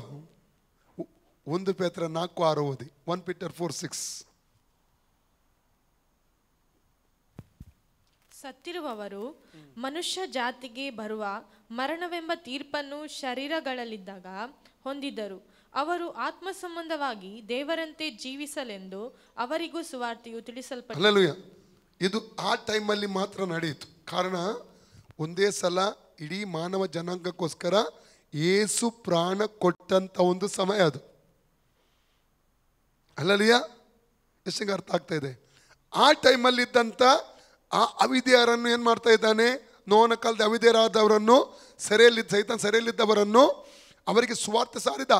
ನಾನೀಗ ಪ್ರಾಣ ಕೊಟ್ಟಿದ್ದೇನೆ ಲೋಕಕ್ಕೋಸ್ಕರವಾಗಿ, ನಾನು ರಕ್ತ ಕೊಟ್ಟಿದ್ದೇನೆ, ಸುವಾರ್ತೆ ಹೇಳಿ ಅವರೆಲ್ಲರೂ ನಂಬಿದರು. ಅವರನ್ನು ಈ 4ನೇ ಪರದೇಶದ ನೀತಿವಂತ ಆತ್ಮಗಳನ್ನು ತಕ್ಕೊಂಡು 3ನೇ ಆಕಾಶಕ್ಕೆ ಹೋಗ್ತಾನೆ. ಎಷ್ಟಂಗೆ ಅರ್ಥ ಆಗ್ತಾ ಇದೆ? ಓದಿ ಎಫೆಸರ್ 4, ನಾವು 7ರಿಂದ 11 ವಾಕ್ಯ ಓದುವ. ಆದರೆ ಕ್ರಿಸ್ತನು ನಮ್ಮಲ್ಲಿ ಒಬ್ಬೊಬ್ಬನಿಗೆ ಅನುಗ್ರಹಿಸಿದ ಪ್ರಕಾರ 7ರಿಂದ 10 7 to 10 ಅವನಿಗೆ ಕೃಪಾವರವು ದೊರಕಿದೆ. ಆದದರಿಂದ ಆತನ ಉನ್ನತ ಸ್ಥಾನಕ್ಕೆ ಏರಿದಾಗ ತಾನು ಜಯಿಸಿದ್ದ ಬಹು ಜನರನ್ನು ಸೆರೆ ಜಯಿಸಿದ್ದ ಬಹು ಜನರು ಯಾರು? 4ನೇ ಪರದೇಶದಲ್ಲಿ ಹಡಬಡಿಕೆ ಭಕ್ತರು, ಈ ನೋಹನ ಕಾಲದಿಂದ ಅವಿಧೇಯರು, ಮನುಷ್ಯರಿಗೆ ದಾನಗಳನ್ನು ಮಾಡಿದನು ಸೆರೆ ಕುಣಿದಕ್ಕೆ ಹೋಗಿ ಮನುಷ್ಯರಿಗೆ ದಾನ ಮಾಡಿದನು ಎಂಬುದಾಗಿ ಪ್ರವಾದಿ ಹೇಳುತ್ತಾನೆ. ಏರಿ ಹೋದನೆಂದು ಹೇಳಿದರಲ್ಲಿ ಭೂಮಿಯ ಅಧೋಭಾಗಕ್ಕೆ ಇಳಿದಿದ್ದನೆಂತಲೂ ಹೇಳಿದ ಭೂಮಿಯ ಅಧೋ ಭಾಗದಲ್ಲಿ ಏನಿತ್ತು? ಉಪದ್ರವ ಸ್ಥಳ. ಅಲ್ಲಲಿಯಾ? ಎಷ್ಟಿಗೆ ಅರ್ಥ ಆಗ್ತಾ ಇದೆ? ಉಪದ್ರವ ಸ್ಥಳ ಅಂದ್ರೆ ನರಕಕ್ಕೆ ಅನುಗುಣವಾದ ಉಪದ್ರವ ಸ್ಥಳ, ಟಾರ್ಮೆಂಟ್ ಪ್ಲೇಸ್. ಅವಿಶ್ವಾಸಿಗಳೆಲ್ಲ ಸತ್ತು ಅಲ್ಲಿ ಹೋಗ್ತಾರೆ. ಆ ಸ್ಥಳ ಅಲ್ಲಿ ಇಳಿದನು. ಇಳಿದು ಬಂದವನು ಮೇಲಣ ಎಲ್ಲಾ ಲೋಕಗಳಿಗಿಂತ ಉನ್ನತವಾಗಿ ಹೋದನಲ್ಲವೇ? 4ನೇ ಪರದೇಶದಲ್ಲಿದ್ದಂತ ಅಡಬಡಿ ಭಕ್ತರಿಗೆ ಎಲ್ಲಿದ್ದಾರೆ? 5ನೇ ಪರದೇಶದಲ್ಲಿ. 5ನೇ ಪರದೇಶ ಎಲ್ಲಿದೆ? 3ನೇ ಆಕಾಶದಲ್ಲಿದೆ. ಪೌಲ ಹೋದದ್ದು ಅದೇ ಸ್ಥಳಕ್ಕೆ. ಈಗ ಅರ್ಥ ಆಯ್ತಾ? ಹಾಗಾದ್ರೆ ಆ ಲೂಕ 23:43 ವಾಕ್ಯದಲ್ಲಿ ಆ ಕಳ್ಳನಿಗೆ ತನ್ನ ಬದಿಯಲ್ಲಿ ಇದ್ದಂಥ ಮನಸ್ಸತ್ರ ಪಟ್ಟಂತ ಕಳ್ಳನಿಗೆ ಯೇಸು ವಾಗ್ದಾನ ಮಾಡಿದು, ಈ ಹೊತ್ತೇ ನೀನು ನನ್ನ ಸಂಗಡ ಪರದೇಶದಲ್ಲಿರು ಅಂದ್ರೆ ಅವನು ರಕ್ಷಣೆ ಹೊಂದಿದ. ಅವಾಗ ರಕ್ಷಣೆ ಹೊಂದಿದವರು ಅಂದ್ರೆ ಭಕ್ತರು ಎಲ್ಲಿ ಹೋಗ್ತಿದ್ರು? ಪರದೇಶಕ್ಕೆ, ವಿಶ್ರಾಂತಿ ಸ್ಥಳಕ್ಕೆ. ಅದೀಗ ಎಲ್ಲಿ ಇದೆ? 5ನೇ ಪರದೇಶ. 5ನೇ ಪರದೇಶದಲ್ಲಿ ಯಾರಿದ್ದಾರೆ? ಈಗ ಹಳೆಬಡಿ ಭಕ್ತರೆಲ್ಲರಿದ್ದಾರೆ. ಅದರ ನಂತರ ಕ್ರಿಸ್ತನಲ್ಲಿ ಯಾರೆಲ್ಲ ಸಾಯ್ತಾರಲ್ಲ, ರಕ್ಷಣೆ ಹೊಂದಿದ ದೇವರ ಮಕ್ಕಳು, ಅವರು ಅದೇ 5ನೇ ಪರದೇಶಕ್ಕೆ ಹೋಗ್ತಾರೆ. ಈಗ ಅದೀಗ ವಿಶ್ರಾಂತಿ ಸ್ಥಳ. 5ನೇ ಪರದೇಶದಲ್ಲಿ ಹಳೆಬಡವಳಿಕೆಯ ಭಕ್ತರಿದ್ದಾರೆ, ಹೊಸ ಒಡಂಬಡಿಕೆಯ ಭಕ್ತರಿದ್ದಾರೆ. ಎಷ್ಟು ನನಗೆ ಅರ್ಥ ಆಗ್ತಾ ಇದೆ? ಅರ್ಥ ಆಯ್ತಾ ಎಲ್ಲರಿಗೂ? ಪರದೇಶ ಎಂಬುವಂಥದ್ದು. ಹಲ್ಲೆಲೂಯಾ. 6ನೇ ಪರದೇಶ 1000 ವರ್ಷದ ಮಿಲೇನಿಯಂ ಆಗಿದೆ. 6ನೇ ಪರದೇಶ ಏನಾಗಿದೆ? 1000 ವರ್ಷ ಆಳ್ವಿಕೆ, ಮಿಲೇನಿಯಂ. ಅದರ ಬಗ್ಗೆ ವಿವರಣೆ ಈಗ ಕೊಡೋದಿಲ್ಲ. 7ನೇ ಪರದೇಶ ಹೊಸ ಭೂಮಿ ಹೊಸ ಆಕಾಶ, ನಿತ್ಯತ್ವ. ಅದು 7ನೇ ಪರದೇಶ ಆಗಿದೆ. 7 ಪರದೇಶ ಉಂಟು. ಹಾಗಾದ್ರೆ 4ನೇ ಪರದೇಶಕ್ಕೆ ಆತನು ಬಂದ, ಕಳ್ಳನು ಯೇಸುಸ್ವಾಮಿಯೊಟ್ಟಿಗೆ ಅವನು ರಕ್ಷಣೆ ಹೊಂದಿದ, ನಾಶವಾಗಲಿಲ್ಲ. ಮಾನಸಾಂತರ ಬೆಟ್ಟ ಯೇಸು ನಂಬಿದ, ರಕ್ಷಣೆ ಹೊಂದಿದ. 100ಕ್ಕೆ 100% ನಾನು ಹೇಳ್ತೇನೆ, ಅವನು ರಕ್ಷಣೆ ಹೊಂದಿದ. Hallelujah, hallelujah, praise God. ಯೇಸು ಸ್ವಾಮಿಯ ರಹಸ್ಯ ಬಣದಲ್ಲಿ ಅವನು ಕಾಣಿಸಿಕೊಳ್ತಾನೆ, ಆ ಕಳ್ಳ ಕೂಡ. Hallelujah, hallelujah. ಈಗ ಯೇಸು ಇನ್ನೊಂದು ಕಾರ್ಯ ಮಾಡಿದ. 3 ಹಗಲು 3 ರಾತ್ರಿ ಒಂದು ಭೂಗರ್ಭದಲ್ಲಿದ್ದಲ್ಲ, ಒಂದು ಪರದೇಶಕ್ಕೆ ಹೋದ. 2ನೇದಾಗಿ ನೋಹನ ಕಾಲದ ಅವಿಧೇಯರಾದವರಿಗೆ ಸುವಾರ್ತೆ ಸಾರಿದ. 3ನೇದಾಗಿ ದುರಾತ್ಮ ಸೈನ್ಯಗಳೊಟ್ಟಿಗೆ ಯುದ್ಧ ಮಾಡಿದ. ಇನ್ನೊಂದು ವಿಷಯ ಹೇಳ್ಬೇಕಾ? ಮರಣದ ವೇದನೆ ಯಾಕೆ ಅಥವಾ ಅಷ್ಟು ದುಃಖ ಪಡ್ತಾ ಇದ್ದ? ಮತ್ತೆ 26:39 ಹೇಳ್ತದೆ, ತಂದೆಯೇ ನಿನ್ನ ಚಿತ್ತ ಇದ್ರೆ ಪಾತ್ರೆ ನನ್ನ ತೊಲಗಿಸು, ಆದರೆ ನನ್ನ ಚಿತ್ತದ ನಿನ್ನ ಈ ಶಿಲುಬೆಯ ಮರಣ, ಶಿಲುಬೆಗಿಂತ ಮುಂಚೆ ಏನು ಪೆಟ್ಟು ಬಿತ್ತು ಅದು ದೊಡ್ಡ ವಿಷಯ ಅಲ್ಲ. ನಿಜವಾಗಿ ಆತನ ಸತ್ತ ನಂತರ ಯಾತನೆ ಅನುಭವಿಸಬೇಕಾಗಿತ್ತು, ಅದು ದೊಡ್ಡ ವಿಷಯವಾಗಿತ್ತು. ಓದಿ ಆ ಪುಸ್ತಕತೆ 2:24 ವಾಕ್ಯ. ಅದು 22, 23, 4 ಒಟ್ಟಿಗೆ ಓದುವ. Act chapter 2 22, 23, 24. 24 ನಮಗೆ ಬೇಕಾದದ್ದು ಓದಿ. ಆದರೂ ಆ ಯೇಸು ದೇವರ ಸ್ಥಿರ ಸಂಕಲ್ಪಕ್ಕೂ ಭವಿಷ್ಯದ ಜ್ಞಾನಕ್ಕೂ ಅನುಸಾರವಾಗಿ ಒಪ್ಪಿಸಲ್ಪಟ್ಟಿರಲು ನೀವು ಅನ್ಯಜನರ ಕೈಯಿಂದ ಆತನನ್ನು ಶಿಲುಬೆಗೆ ಹಾಕಿ ಮೊಳೆ ಜಡಿದು ಕೊಂದಿರಿ. ಆತನನ್ನು ದೇವರು ಮರಣದ ವೇದನೆಗಳಿಂದ ಬಿಡಿಸಿ. ಯಾವುದರಿಂದ ಬಿಡಿಸಿ? ಮರಣದ ವೇದನೆಗಳಿಂದ. ಯಾವುದರಿಂದ ಬಿಡಿಸಿ? ಮರಣದ ವೇದನೆ ಅದನ್ನು ಬಿಡಿಸಿದ. ಅದಕ್ಕೆ ಹೇಳ್ತಾ ಯೇಸುಸ್ವಾಮಿಯನ್ನು ಎಬ್ಬಿಸಿದ್ದು ತಂದೆಯಾದ ದೇವರ ಪುನರುತ್ಥಾನ ಶಕ್ತಿ. ರೋಮ 8:11 ಹೇಳ್ತದೆ, ಯೇಸುಸ್ವಾಮಿಯನ್ನು ಮರಣದಿಂದ ಎಬ್ಬಿಸಿದಂಥ ಆತ್ಮನು ನಿಮ್ಮ ಮರ್ತ್ಯ ಶರೀರಗಳೊಂದಿಗೆ ಜೀವ ಕೊಟ್ಟು ಎಬ್ಬಿಸ್ತಾನಂತೆ. ಅಲ್ಲಲ್ಲಯ್ಯ, ತಂದೆಯಾದ ದೇವರ ಭಯಂಕರ ಶಕ್ತಿ ಇದು, ಪುನರುತ್ಥಾನ ಶಕ್ತಿ. ಅದಕ್ಕೆ ಪೌಲ ಹೇಳುದು ಫಿಲಿಪ್ಪಿ 3:10-11 ವಾಕ್ಯದಲ್ಲಿ, ನಾನು ಆತನ ಪುನರುತ್ಥಾನದಲ್ಲಿರುವ ಶಕ್ತಿಯನ್ನು ತಿಳ್ಕೊಂಡು ಮರಣದ ಪರ್ಯಂತ ಆತನ ಸ್ವರೂಪನಾಗಿದೆ. ಆತ ಪುನರುತ್ಥಾನ ಶಕ್ತಿಯನ್ನು ತಿಳ್ಕೋಬೇಕೆಂಬುದಾಗಿ ಹೇಳ್ತಾ ಇದ್ದಾನೆ. ಆತನು ಸಾಧಾರಣ ಶಕ್ತಿಯಲ್ಲ, ಅದು ಸೈತಾನ ಶಕ್ತಿಗಳನ್ನು, ಪಾತಾಳ ಶಕ್ತಿಗಳನ್ನು ಒಡೆದಾಕೆ ಯೇಸುಸ್ವಾಮಿ ಎದ್ದು ಬಂದ. ಆ ವೇದನೆ, ಒಬ್ಬ ಪಾಪಿಯಾದವನು ಆ ನೋವನ್ನು ಅನುಭವಿಸುವಂಥ ವೇದನೆ, ನೋವನ್ನು ಆತನು ಸ್ಥಳಕ್ಕೆ ಹೋಗಿ ಅನುಭವಿಸಬೇಕಾಗಿತ್ತು. ಅಲ್ಲಿ ಹೋರಾಟ ಮಾಡಿದ. ಏನು ಮಾಡಿದ? ಹೋರಾಟ ಮಾಡಿ ಪ್ರಕಟಣೆ 1:17-18 ಓದಿ. ರೆವಲ್ಯೂಷನ್ 1:17-18 ಮರಣದ ಪಾತಾಳದ ಬೀಗದ ಕೈಗಳನ್ನು ಆತನು ಪಡ್ಕೊಂಡುವುದನ್ನು ನೋಡ್ತಾ ಇದ್ದೇವೆ. ರೆವಲ್ಯೂಷನ್ 1:17-18 ಬೇಗ ಓದಿ. ನಾನು ಆತನನ್ನು ಕಂಡಾಗ ಸತ್ತವನ ಹಾಗೆ ಆತನ ಪಾದಗಳ ಮುಂದೆ ಬಿದ್ದಿದ್ದೆನು. ಆತನು ತನ್ನ ಬಲಗೈಯನ್ನು ನನ್ನ ಮೇಲಿಟ್ಟು, ಹೆದರಬೇಡ, ನಾನು ಮೊದಲನೆಯವನು ಕಡೆಯವನು, ಸದಾ ಜೀವಿಸುವವನು ಆಗಿದ್ದೇನೆ. ಸತ್ತವನಾಗಿದ್ದೆನು, ಆದರೆ ಇಗೋ ಯುಗಯುಗಾಂತರಕ್ಕೂ ಜೀವಿಸುವವನಾಗಿದ್ದೇನೆ. ಮೃತ್ಯುವಿನ ಮತ್ತು ಪಾತಾಳದ ಬೀಗದ ಕೈಗಳು, ಮರಣದ ಮತ್ತು ಪಾತಾಳದ ಬೀಗದ ಕೈಗಳು ನನ್ನಲ್ಲಿವೆ. ಮರಣದ ಮತ್ತು ಪಾತಾಳದ ಬೀಗದ ಕೈಗಳು ಯಾರಲ್ಲಿದೆ? ಈಗ ಯಾರಲ್ಲಿತ್ತು? ಮುಂಚೆ ಸೈತಾನಲ್ಲಿತ್ತು. ಅದಕ್ಕೆ ಇಬ್ರಿಯ 2:14 ನಿನ್ನೆ ಓದಿದ್ದೆವು. ಹಲ್ಲೆಲೂಯಾ. ಮರಣದ ಅಧಿಕಾರಿಯನ್ನು ತನ್ನ ಮರಣದ ಮೂಲಕ ಅಡಗಿಸಿದ, ಮರಣದ ಭಯದಿಂದ ನಮ್ಮನ್ನು ಬಿಡುಗಡೆ ಮಾಡಿದ. ಕಾರಣ ಏನು ಗೊತ್ತುಂಟಾ? ಈಗ ಬೀಗದ ಕೈ ಯಾರ ಕೈಯಲ್ಲಿದೆ? ಈಗ ಯೇಸು ಸ್ವಾಮಿಯ ಕೈಯಲ್ಲಿದೆ. ಮರಣದ ಪಾತಾಳದ ಬೀಗದ ಕೈ ಯೇಸು ನಮ್ಮ ಕೈಯಲ್ಲಿದೆ. ಈಗ ನಾವು ಮರಣಕ್ಕೆ ಭಯಪಡುವ ಅವಶ್ಯಕತೆ ಇಲ್ಲ, ಪಾತಾಳಕ್ಕೆ ಭಯಪಡುವ ಅವಶ್ಯಕತೆ ಇಲ್ಲ.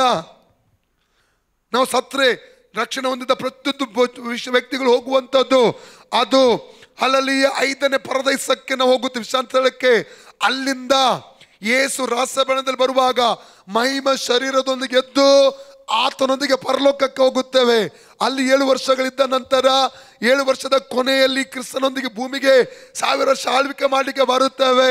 ಅದರ ನಂತರ ನಿತ್ಯತ್ವ, ಹೊಸ ಭೂಮಿ ಹೊಸ ಆಕಾಶದಲ್ಲಿ ನಿತ್ಯತ್ವಕ್ಕೂ ಕರ್ತನ ಯೇಸುಸ್ವಾಮಿಯೊಟ್ಟಿಗೆ ನಾವು ಜೀವನ ಮಾಡ್ತೇವೆ. ಉರಿಬಕ್ಕ ಸಂದಲಬ ರೇಕೆರಿಬಕ್ಕ ಸಂದಲ. ಹಲ್ಲೆಲೂಯಾ. ಒಂದು ಹೇಳ್ತಾ ಅನೇಕ ಆಶೀರ್ವಾದಗುಂಟು ಆತನ ಶಿಲುಬೆ ಮರಣದ ಮೂಲಕ ಅನೇಕ ಆಶೀರ್ವಾದಗುಂಟು. ಅದರಲ್ಲಿ ಮೊದಲನೇ ಆಶೀರ್ವಾದ ಆಗಿದೆ ಮತ್ತಾಯ 26:28 ಪಾಪ ಕ್ಷಮೆ ನಮಗೆ ಸಿಕ್ಕಿತ್ತು. ಎಫೆಸ 1:7 ಹೇಳ್ತದೆ, ಆತನು ತನ್ನ ರಕ್ತ ಸುರಿಸದಿಂದ ನಾವು ಅಪರಾಧಗಳಿಂದ ಬಿಡುಗಡೆ ಆಗಿ ನಾವು ಪರಿಹಾರ ಪಡ್ಕೊಂಡೆವೆಂಬುದಾಗಿ ಅಲ್ಲಿ ಪೌಲನು ಹೇಳ್ತಾ ಇದ್ದಾನೆ. ಪಾಪ ಕ್ಷಮೆ ಸಿಕ್ಕಿತ್ತು. ಯೋನ 3:16 1 ಯೋನ 25 ಪ್ರಕಾರ ನಿತ್ಯ ಜೀವ ನಮಗೆ ಸಿಕ್ಕಿತ್ತು. ಏನ್ ಸಿಕ್ಕಿತ್ತು ನಮಗೆ? ನಿತ್ಯ ಜೀವ, ಇಟರ್ನಲ್ ಲೈಫ್. ಈ ಲೋಕದಲ್ಲಿ ಜೀವ ಸಿಕ್ಕಿತ್ತು, ನಿತ್ಯತ್ವದಲ್ಲಿ ಜೀವ ಸಿಕ್ಕಿತ್ತು. ಹಲ್ಲೆಲೂಯಾ. ಇಟರ್ನಲ್ ಲೈಫ್ ದೇವರು ನಮಗೆ ಕೊಟ್ಟನು ಆತನ ಮರಣದ ಮೂಲಕ. ಮೂರನೇದಾಗಿ ಮತ್ತಾಯ 8:16-17 1 ಪೀಟರ್ 2:24-25 ಪ್ರಕಾರ ನಮ್ಮ ರೋಗಗಳನ್ನು ಆತನು ಹೊತ್ತುಕೊಂಡ. ರೋಗ ಸೌಖ್ಯ ಸಿಕ್ಕಿತು. ಏನ್ ಸಿಕ್ಕಿತ್ತು ನಮಗೆ? ರೋಗ ಸೌಖ್ಯ ಸಿಕ್ಕಿತ್ತು. ನಾಲ್ಕನೇದಾಗಿ ಅಪೊಸ್ತಲರ 13:39 ಪಾಪದ ಜೀವಿತದಿಂದ ಬಿಡುಗಡೆ ಸಿಕ್ಕಿತ್ತು. ಐದನೇದಾಗಿ ಅದರಲ್ಲೇ ಓದ್ತೇವೆ, ನೀತಿವಂತರನ್ನಾಗಿ ದೇವರು ನಮ್ಮನ್ನು ಮಾಡಿದ. ಏನಾಗ ಮಾಡಿದ? ನೀತಿ. ಆರನೇದಾಗಿ ಗಲಾತ್ಯ 3:13-14 ಅಬ್ರಾಮನ ಆಶೀರ್ವಾದ ಸಿಕ್ಕಿತ್ತು. ಏಳನೇದಾಗಿ ಅದರಲ್ಲೇ ಓದುತ್ತೇವೆ, ದೇವರು ವಾಗ್ದಾನ ಮಾಡಿದ ಆತ್ಮನ ನಮಗೆ ಸಿಕ್ಕಿದ. 8ನೇದಾಗಿ ನಾವು ಓದುತ್ತೇವೆ, ಧರ್ಮಶಾಸ್ತ್ರದೊಳಗೆ ಹಿಡಿದ ಶಾಪದಿಂದ ಆತನು ಬಿಡುಗಡೆ ಮಾಡಿದ. 9ನೇದಾಗಿ ಇಬ್ರಿಯರು 14-15 ಓದುತ್ತೇವೆ, ಮರಣದ ಭಯದಿಂದ ಬಿಡುಗಡೆ ಸಿಕ್ಕಿತ್ತು. 10ನೇದಾಗಿ ಮರಣದ ಅಧಿಕಾರಿಯಾದ ಸೈತಾನನನ್ನು ತನ್ನ ಮರಣದ ಮೂಲಕ ಅಡಗಿಸಿದನು. 11ನೇದಾಗಿ ಇಬ್ರಿಯ 9-15 ನಿತ್ಯ ಬಾಧ್ಯತೆ ನಮಗೆ ಸಿಕ್ಕಿತು. 12ನೇದಾಗಿ ಇಬ್ರಿಯನ್ನು ಬೇಗ ಹೇಳ್ತಿದ್ದೇನೆ ಸಮಯದ ಅರ್ಥ ಇರುವಂತ ಇಬ್ರಿಯ 10ನೇ ಅಧ್ಯಾಯದಲ್ಲಿ ನಾವು ನೋಡ್ತೇವೆ 10-12 ಹಿಬ್ರು 10-12 ಓದ್ತೇವೆ. ನಾವು ಒಂದೇ ಸಾರಿ ನಾವು ಶುದ್ಧರಾಗಿ ಬಿಟ್ಟೆವು. ಹಲ್ಲೆಲೂಯ. 13ನೇದಾಗಿ ಇಬ್ರಿಯ 10-19-20 ತಂದೆಯಾದ ದೇವರ ಸಮಕ್ಷಮಕ್ಕೆ ಹೋಗುವಂತ ಮಾರ್ಗ ನಮಗೋಸ್ಕರ ಸಿದ್ಧ ಮಾಡಲ್ಪಟ್ಟಿತು. ಅಷ್ಟೆಲ್ಲ ಬ್ಲೆಸ್ಸಿಂಗ್ಸ್ ಹೇಗೆ ಸಿಕ್ಕಿತು? ಎಲ್ಲ ಆಶೀರ್ವಾದಗಳು ಯೇಸುವಿನ ಶಿಲುಬೆ ಮರಣದ ಮೂಲಕವಾಗಿ. ಹಲ್ಲೆಲೂಯ. ಅನೇಕರಿಗೆ ಆತನ ಸತ್ತ ನಂತರ 3 ಹಗಲು 3 ರಾತ್ರಿ ಏನು ಸಂಭವಿಸಿತು ಅನೇಕರು ಹೇಳುವುದಿಲ್ಲ. ಖಾಲಿ ಶಿಲುಬೆಯಲ್ಲಿ ನಡೆದಂಥ ಘಟನೆ, ಪುನರುತ್ಥಾನದ ನಂತರ ಸಿಗುವಂಥ ಆಶೀರ್ವಾದ ಅದರ ಬಗ್ಗೆನೇ ಹೇಳುತ್ತಾರೆ. ಆದರೆ ದೇವರು ನನಗೇನು ಪ್ರಕಟಿಸಿದನು ಅದರ ಬಗ್ಗೆ ನಿಮ್ಮೊಟ್ಟಿಗೆ ಇವತ್ತು ಮಾತನಾಡಿದ್ದಾನೆ. ಎಲ್ಲರೂ ನಿಂತುಕೊಳ್ಳಿ, ನಾವು ಪ್ರಾರ್ಥನೆ ಮಾಡುವ. ಓ ರಾಮಕ ಶೆಕೆರಿ ಅಂದಲಬ ರಂದಲಮಕ ಸೆಕೆರಿ ಹತ್ತಲು ರೇಕೆರಿ ಬಕ ಸೊಕೊರ್ರಿಮನ ಎಲ್ಲರ ಅನ್ನ ಭಾಷೆ ಮಾತಾಡ್ರಿ. ರಕಟರ ಬಲಕತೋ ರೇ ಬೇ ಬೇ ಬೇ ಬೇ ಬೇ ಬೇ ಬೇ ಎಲ್ಲರೂ ಮುಂದೆ ಬನ್ನಿ ಪ್ರಾರ್ಥನೆ ಯಾರಿಗೆಲ್ಲ ಪ್ರಾರ್ಥನೆ ಅವಶ್ಯಕತೆ ಮುಂದೆ ಬನ್ನಿ, ನಾನು ನಿಮಗೋಸ್ಕರ ಪ್ರಾರ್ಥಿಸ್ತೇನೆ.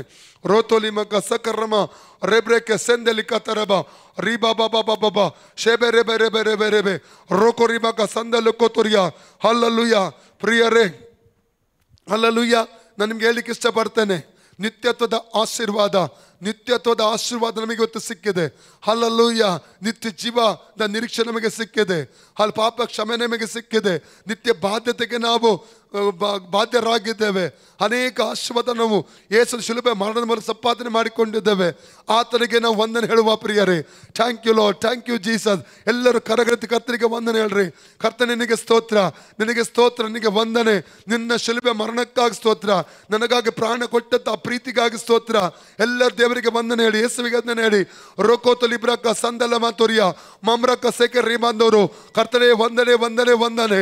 ಯೇಸುವೆ ವಂದನೆ ವಂದನೆ ವಂದನೆ. ಓ ರಬಾ ಬಾಬಾ ನಿನ್ನ ಪವಿತ್ರಾತ್ಮನಿಗಾಗಿ ವಂದನೆ. ಓ ರಮಕ ಶೆಕೆ ರಿಬಾ ರೊಂದು ಲಿಬಕ ಸಂದ ಸೊಕ್ಕೋತು ರಿಬಾ ಓ ರಿಬಾ ಬಾಬಾ. ಯೇಸು ಸ್ವಾಮಿ ಅಪ್ಪ ಹಲ್ಲಲುಯ್ಯ. ನಿನ್ನ ಶಿಲುಬೆ ಮರಣದ ಮೂಲಕ ಸಂಪಾದಿಸ ಆಶೀರ್ವಾದಕ್ಕಾಗಿ ಸ್ತೋತ್ರಪ್ಪ. ಅಪ್ಪ ಇಲ್ಲಿರುವಂಥ ಒಬ್ಬೊಬ್ಬರು ಜೀವಿತದಲ್ಲಿರುವ ಸೈತಾನಿಕ ಹಿಡಿತಗಳಿಂದ ಬಿಡುಗಡೆ ಮಾಡು. ಸೈತಾನಿಕ ಹಿಡಿತ ಇವರನ್ನು ಬಿಟ್ಟು ಹೋಗಬೇಕು. ಎಲ್ಲ ರೋಗ ಬಂಧನಗಳು ಬಿಟ್ಟು ಹೋಗಬೇಕು. ಕರ್ತನೆ, ಯಾವ ಭಾಗದಲ್ಲಿ ಸೈತಾನ ಇವರನ್ನು ಬ್ಲಾಕ್ ಮಾಡಿದನು ಆ ಬ್ಲಾಕ್ ಅನ್ನು ಯೇಸು ನಮ್ಮನ್ನು ಮುರಿತಾ ಇದ್ದೇವೆ. ಆ ಬ್ಲಾಕ್ ಅನ್ನು ಯೇಸು ನಮ್ಮನ್ನು ಮುರಿತಾ ಇದ್ದೇವೆ. ರಮಕ ಸಕರ ಇವರ ಫೈನಾನ್ಸ್ ಬ್ಲೆಸ್ಸಿಂಗ್ ಆಗಲಿ, ಫೈನಾನ್ಸ್ ರಿಲೀಸ್ ಆಗಲಿ, ಆರ್ಥಿಕ ಆಶೀರ್ವಾದ ರಿಲೀಸ್ ಆಗಲಿ. ಕೊರತೆ ಆತ್ಮ ಬಿಟ್ಟು ಹೋಗಲಿ, ಕೊರತೆ ಆತ್ಮ ಬಿಟ್ಟು ಹೋಗಲಿ, ಮರಣದ ಭಯ ಬಿಟ್ಟು ಹೋಗಲಿ, ಮರಣದ ಆತ್ಮ ಬಿಟ್ಟು ಹೋಗಲಿ. ಓ ಸುಸೈಡ್ ಆತ್ಮಗಳು ಬಿಟ್ಟು ಹೋಗಲಿ. ರಕ ರಮಕ ಸಕರಂದಲಿ ಲೇಬ್ರತೆ ಸಂದಲ್ಲಿ ಬಾರ ವಾಗ್ದಾನಗಳು ಬ್ಲಾಕ್ ಮಾಡಿರುವ ದುರಾತ್ಮ ಶಕ್ತಿಗಳನ್ನು ಯೇಸು ನಾಮದ ಅರೆಸ್ಟ್ ಮಾಡ್ತಾ ಇದ್ದೇವೆ. ವಾಗ್ದಾನಗಳು ರಿಲೀಸ್ ಆಗಲಿ, ವಾಗ್ದಾನಗಳು ಮೂವ್ ಆಗಲಿ in the name of Jesus. ಓ ರಬಾ ಬಾಬಾ ಬಾಬಾ ಬಾಬಾ. ಓ ನಿರೀಕ್ಷೆ ಉಂಟಾಗಲಿ, ಸಮಾಧಾನ ಉಂಟಾಗಲಿ, ಬಿಡುಗಡೆ ಸಂಭವಿಸಲಿ in the name of Jesus. ರೋಕೋ ಲಿಮಕ ಸಂದಲ ರೇಬೆಲೆಕ್ಕೆ ತುರಿತಲ್ಲ ಬತಾರೆ ರಬಲಕ ಸೊತ್ತೊಲಿಗತ ರಬ ರಬಕ ಸಂದಲಿಕತ ರಬ ಶಬ ಎಲ್ಲ ಸ್ತೋತ್ರ ಮಾಡಿ ಅನ್ಯ ಭಾಷೆ ಮಾತಾಡಿ. ರೇ ಬೇ ಬೇವೆ ನೀವು ಅನ್ಯ ಭಾಷೆ ಮಾತಾಡುವಾಗ ಆತ್ಮಮಂಡಲ ಕೆಲವೊಂದು ಸಂಭವಿಸ್ಲಿಕ್ಕೆ ಹೋಗುತ್ತದೆ. ರೋತಲಿ ಮಗ ಸೊಂದಲಿಕ ತೆರೆಬೆ ಲಿಬ್ರಕ ಸೋಕೋ ರಿಮಮ ರಮಮ ಸಿಕೆ ರೆಬಾ ರೋ ರೋ ರೋ ರೋ ರೋ ರೋ ರಿಬಾ ಬಾಬಾ ಬಾಬಾ ಬಾಬಾ ಬಾಬಾ ಓ ರಿಬಾ ಬಾಬಾ. ಯೇಸುವಿನ ನಾಮದಲ್ಲಿ ಇವರ ಮೇಲಿರುವ ಇವರ ಕುಟುಂಬದ ಮೇಲಿರುವ ಎಲ್ಲ ಸೈತಾನಿಕ ಹಿಡಿತಗಳನ್ನು ಯೇಸು ನಾಮಲ್ಲಿ ಬಿಸ್ತಾ ಇದ್ದೇವೆ. ಯೇಸು ನಾವು ಬಿಸ್ತಾ ಇದ್ದೇವೆ. ಪರಿಶುದ್ಧಾತ್ಮನ ಅಧೀನಕ್ಕೆ ಇವರ ಕುಟುಂಬವನ್ನು ಒಪ್ಪಿಸಿಕೊಡ್ತೇವೆ.